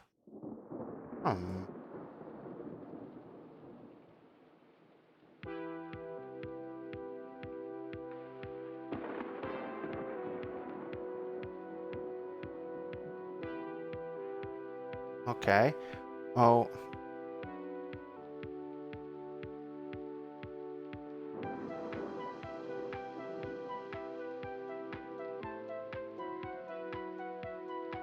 Okay. If I bring them up, and then I can bring up the Imperial Face. Got Imperial Face, we have Blood Angel.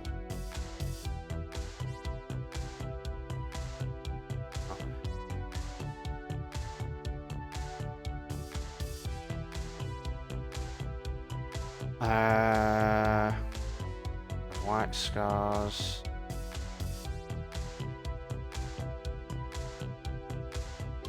Do Salamanders as well. So here you have your Ultramarines, and you have your blues and gold. So that's a good contrast, blue and gold, sort of like, I mean, it's not a very orangey gold, but it's a general good pattern. And then for most of these, the accent colour, you just have just a little bit of green there. You have the red helmets, but that is just based on like the lore. And then you can have your whites and greys in there as much as you like. Here it is generally yellows and reds. So you've got a nice warm set of colours here, and then you've got a nice blue that is just a bit of a cool colour in there to contrast it. So all the lenses and stuff are blue. You could also potentially, with a yellow, if you wanted a lot more contrast, is do purple, because purple is the is it the complement to the contrast? I can't remember. It's the opposite side of the colour wheel. but you have the yellows and the reds. Here you have a lot of red, but you have creams as well. And then a lot of blacks in here. You have the lightning colours, which is sort of a greeny blue, but that again is just a standard thing for that thing. But again, you'll see the lenses, and it's not the best picture. That's a bit better. The lenses are green, because green is the opposite side of the colour wheel. Some of these colours are just what they are because of law, but a lot of it is picked to go well together.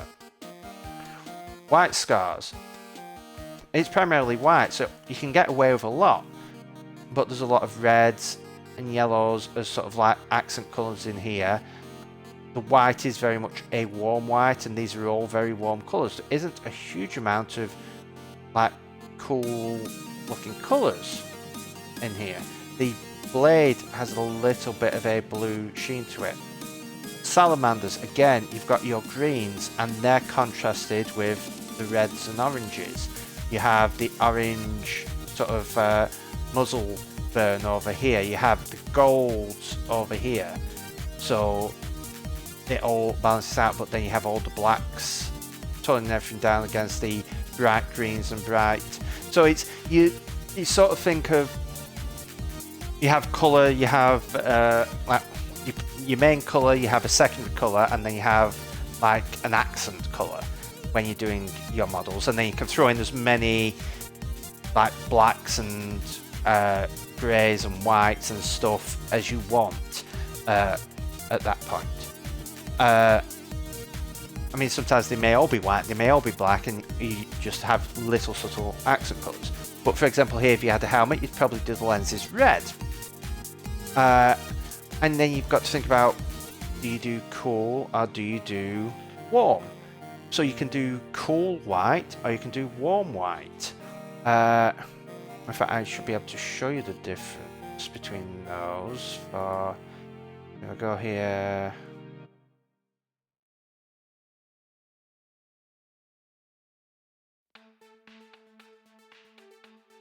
Right, so white scars are a warm white, but if I go for Raven Guard, they're usually, here we are, a cool white.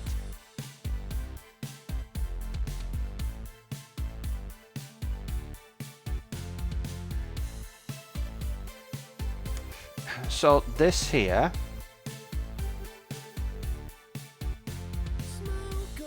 this is a warm white because they've used sort of sandy colours and mid-greys and stuff for all of the shade and the shadows. Like I do this pretty much the same paint scheme, and a lot of it is like so vaguely sandy colours and some greys and stuff, like browns and such, but all of the shading, and that gives it very much of a warm feel, which works well because you've got the red and so on.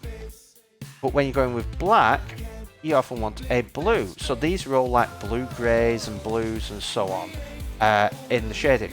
Now this white and this white are the same white paint. Like I have armies in both these things, but the white that I use is exactly the same, but you can see there is a difference. That is very warm, that is very cool, and the coldness goes well with the black because the black is also cold, but it contrasts with, like, you got the warmth of the red there.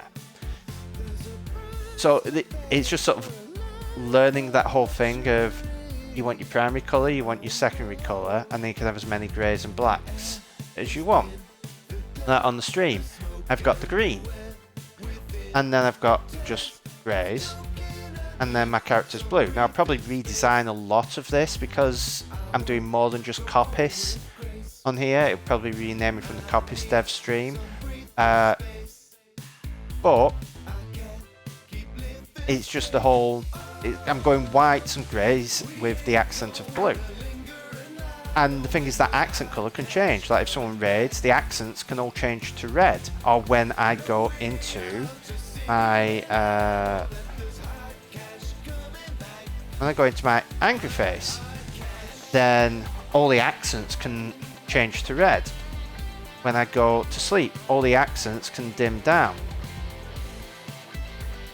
So, I mean, this is the key thing. If you're doing stuff like color changes, if your base is primarily like whites and greys and sort of a mid grey, then you can get away with pretty much any colours as the accent colours. You've got to be careful that you don't go for the cooler whites and the cooler greys, because they only really go with the cooler accent colours, and you want to stay away from the warmer greys and so on, and getting into the creams and stuff, because then that only really goes with the warmer accent colours. But again, you see this a lot on Star Trek. If you come, if I show, where are we? The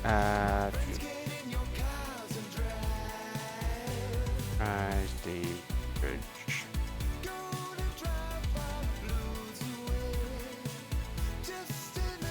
So there are a lot of creams and some greys, but this is a very warm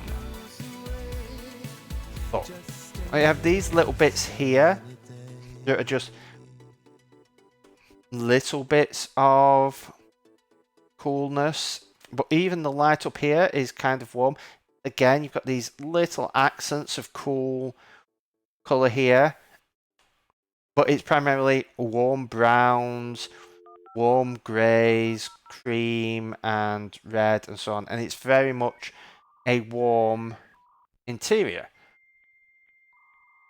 But if we go to Voyager Bridge, this is a very cool interior, because there's all of this blue, there's white, which is kind of neutral, there are all these greys, but there's sort of a mid-grey, but with all the blue around, it cools it all down. But then you have these little warm accents of red in there. And all these are sort of rather just mid greys here. So this is very much a colder feeling bridge. And it can all depend on like changing the lighting, because like here, it doesn't look quite as cold when you darken it down.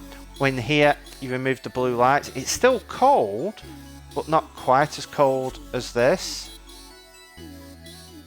Welcome. But I mean, you can really see it here. Greys, whites, and so on, but blue accents in there.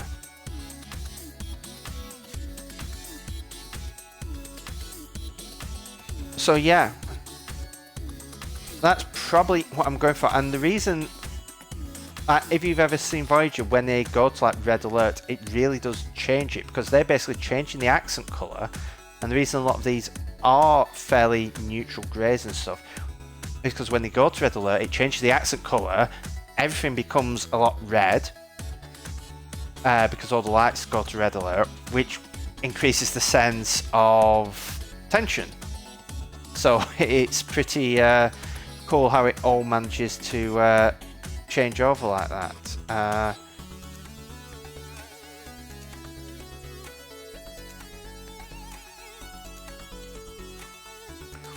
I mean, this has some very nice contrast, because you have the blues that are cool colours in the uniforms.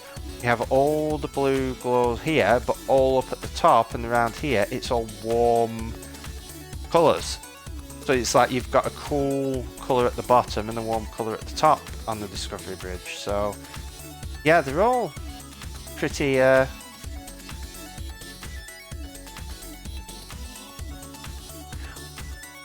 that's the thing.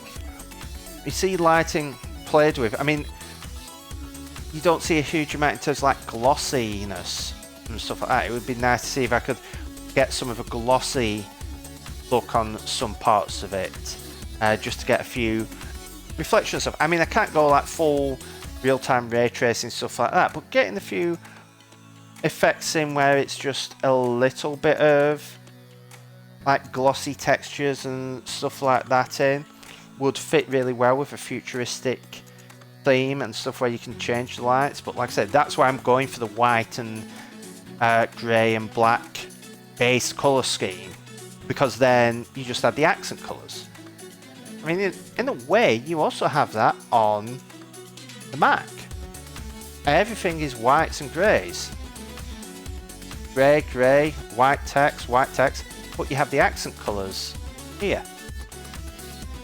If I go in, it's all whites and greys, but then you have the accent colour in the selection. So whites and greys give you by far the most flexibility in just tweaking colours. And if you're like me and you're not, like, you know the basics of a colour wheel, but you're not like a colour wizard like someone like Doig, then you try to get by with what you can, and just whites and greys with an accent colour is one of the simplest things you can do. Right, so let's see if we can get this working. URLs, info, bring and pasteboard, .file URLs. Hi Uli, how are you doing today?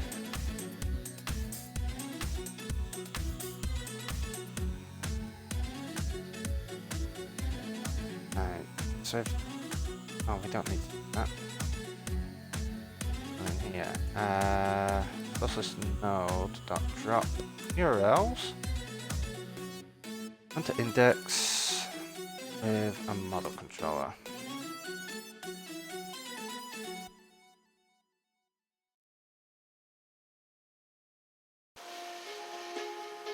Build and run.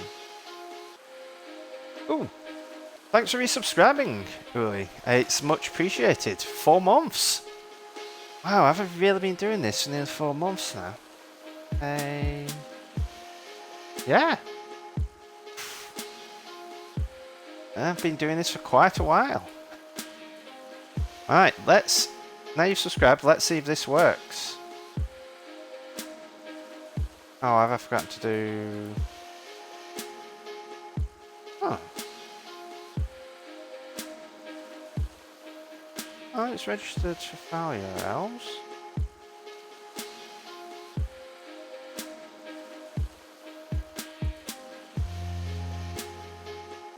Okay.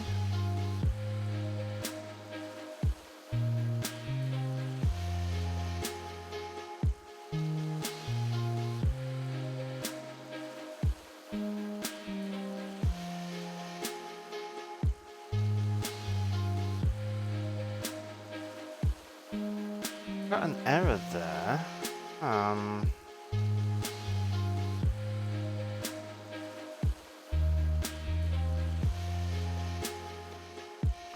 Oh, a bit warm. How warm is it there? It's not that warm. Oh, actually, it's supposedly about 18 degrees here. It's warmer than I was expecting it to be, though. I mean, that's still not particularly warm. Let's see. URL. It's 1. Okay.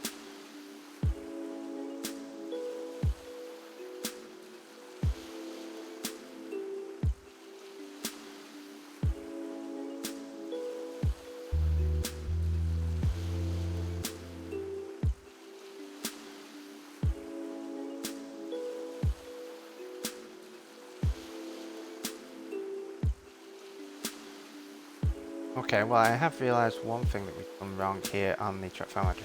23 degrees C and Razzie. Yeah, 23 degrees is getting a bit on the side that I don't want to have to deal with.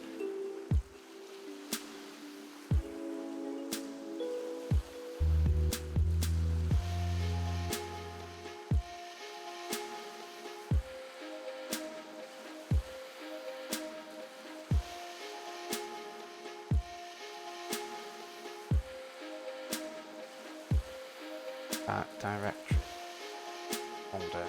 I'll call it that. Finding path component, URL.last path component, and then here we want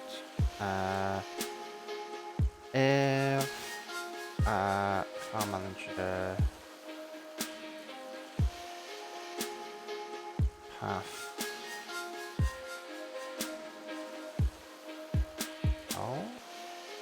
path false, and file manager get directory path URL true. Okay. Let's this. Okay. So if I select, drag up to there. Okay.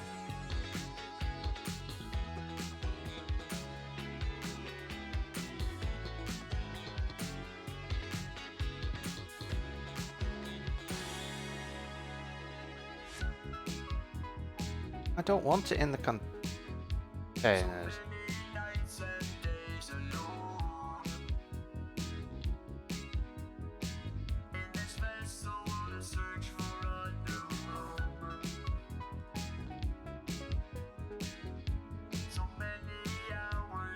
Music, Streamline, track. I just added that in. Oh no. Destination URL.path at destination URL.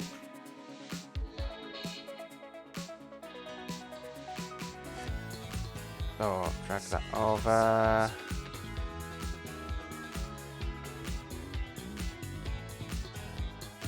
There we are, 2 battle, we've got a duration, we've got a year, it's been added. I can drag that now into there, and that appears.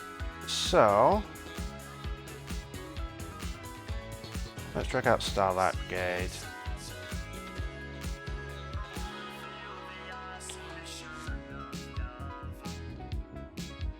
Alright, so let's drag Starlight Brigade onto playlist 2.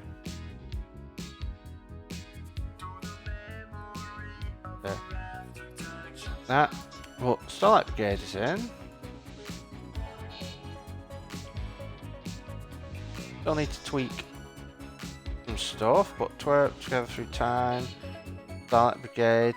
So yeah, we have dragging files in working. Now we need to eventually, what we'll do on Monday is get it dragging into there and importing more stuff because we want to make sure it's importing the time correctly, and we want to add some additional properties, but we'll do that on Monday. But yeah, I think that has been quite a successful and productive afternoon. We managed to get all the file management basically implemented, at least adding stuff in. We've managed to talk over color theory in terms of designing streams and what I'm going to go for. I mean, part of the problem with the stream, I'm trying to think, oh, I should actually like try and sketch this out by hand, and then it's realizing, no, the reason I'm wanting to do this in 3D is that I think so much better in 3D than I do in 2D. It's like, it's going to be far easier me building this in Blender than trying to sketch out some like rough like ideas of what I want it to look like. So yeah, we will pick this up tomorrow, probably around noon UK time tomorrow. I should be able to be okay for streaming because I do not have a delivery tomorrow, unfortunately. Though the good news is I should have a delivery on Tuesday, and I'm actually tracking the plane with said delivery on, coming all the way from China. and it is currently where? Over Egypt. So I know roughly where my Mac studio is, and it is currently over Egypt, and it should be here hopefully on Tuesday. So that will be fun, but hopefully Monday will be the last stream on my iMac. Depends how long it takes to set up the Mac Studio, because I'm going to go for a complete fresh install. I'm not going to use the transfer assistance tool. I'm just going to boot it up, create an account on it, and then start from scratch, drag over my iTunes library and mail and stuff. But yeah, I'm going to set everything up and just get rid of, only bring over the stuff that I actually need, get rid of a lot of the cruft that I don't need, and basically just start fresh for the first time in 16 years? 2006, I think, is the last time I did a fresh install, and that was switching from PowerPC to Intel, so it's about time I did a fresh one, and hopefully I can get various things that are broken over the years working again. But yeah, so I will see you all tomorrow, hopefully, and yeah, we will try and get this done. Actually, I can check off adding audio files to app. No, I'm not going to check it off just yet, because we want to do a bit more stuff in terms of the metadata and everything. But we will get that done tomorrow, and then hopefully get all of the sorting and reordering of playlists and columns and stuff working. And once that's done, we're in a fairly good place. Then we can potentially start working on the streams. But yeah, thank you all for coming, and I hope you have a wonderful rest of your day, rest of your weekend, and until tomorrow, happy coding.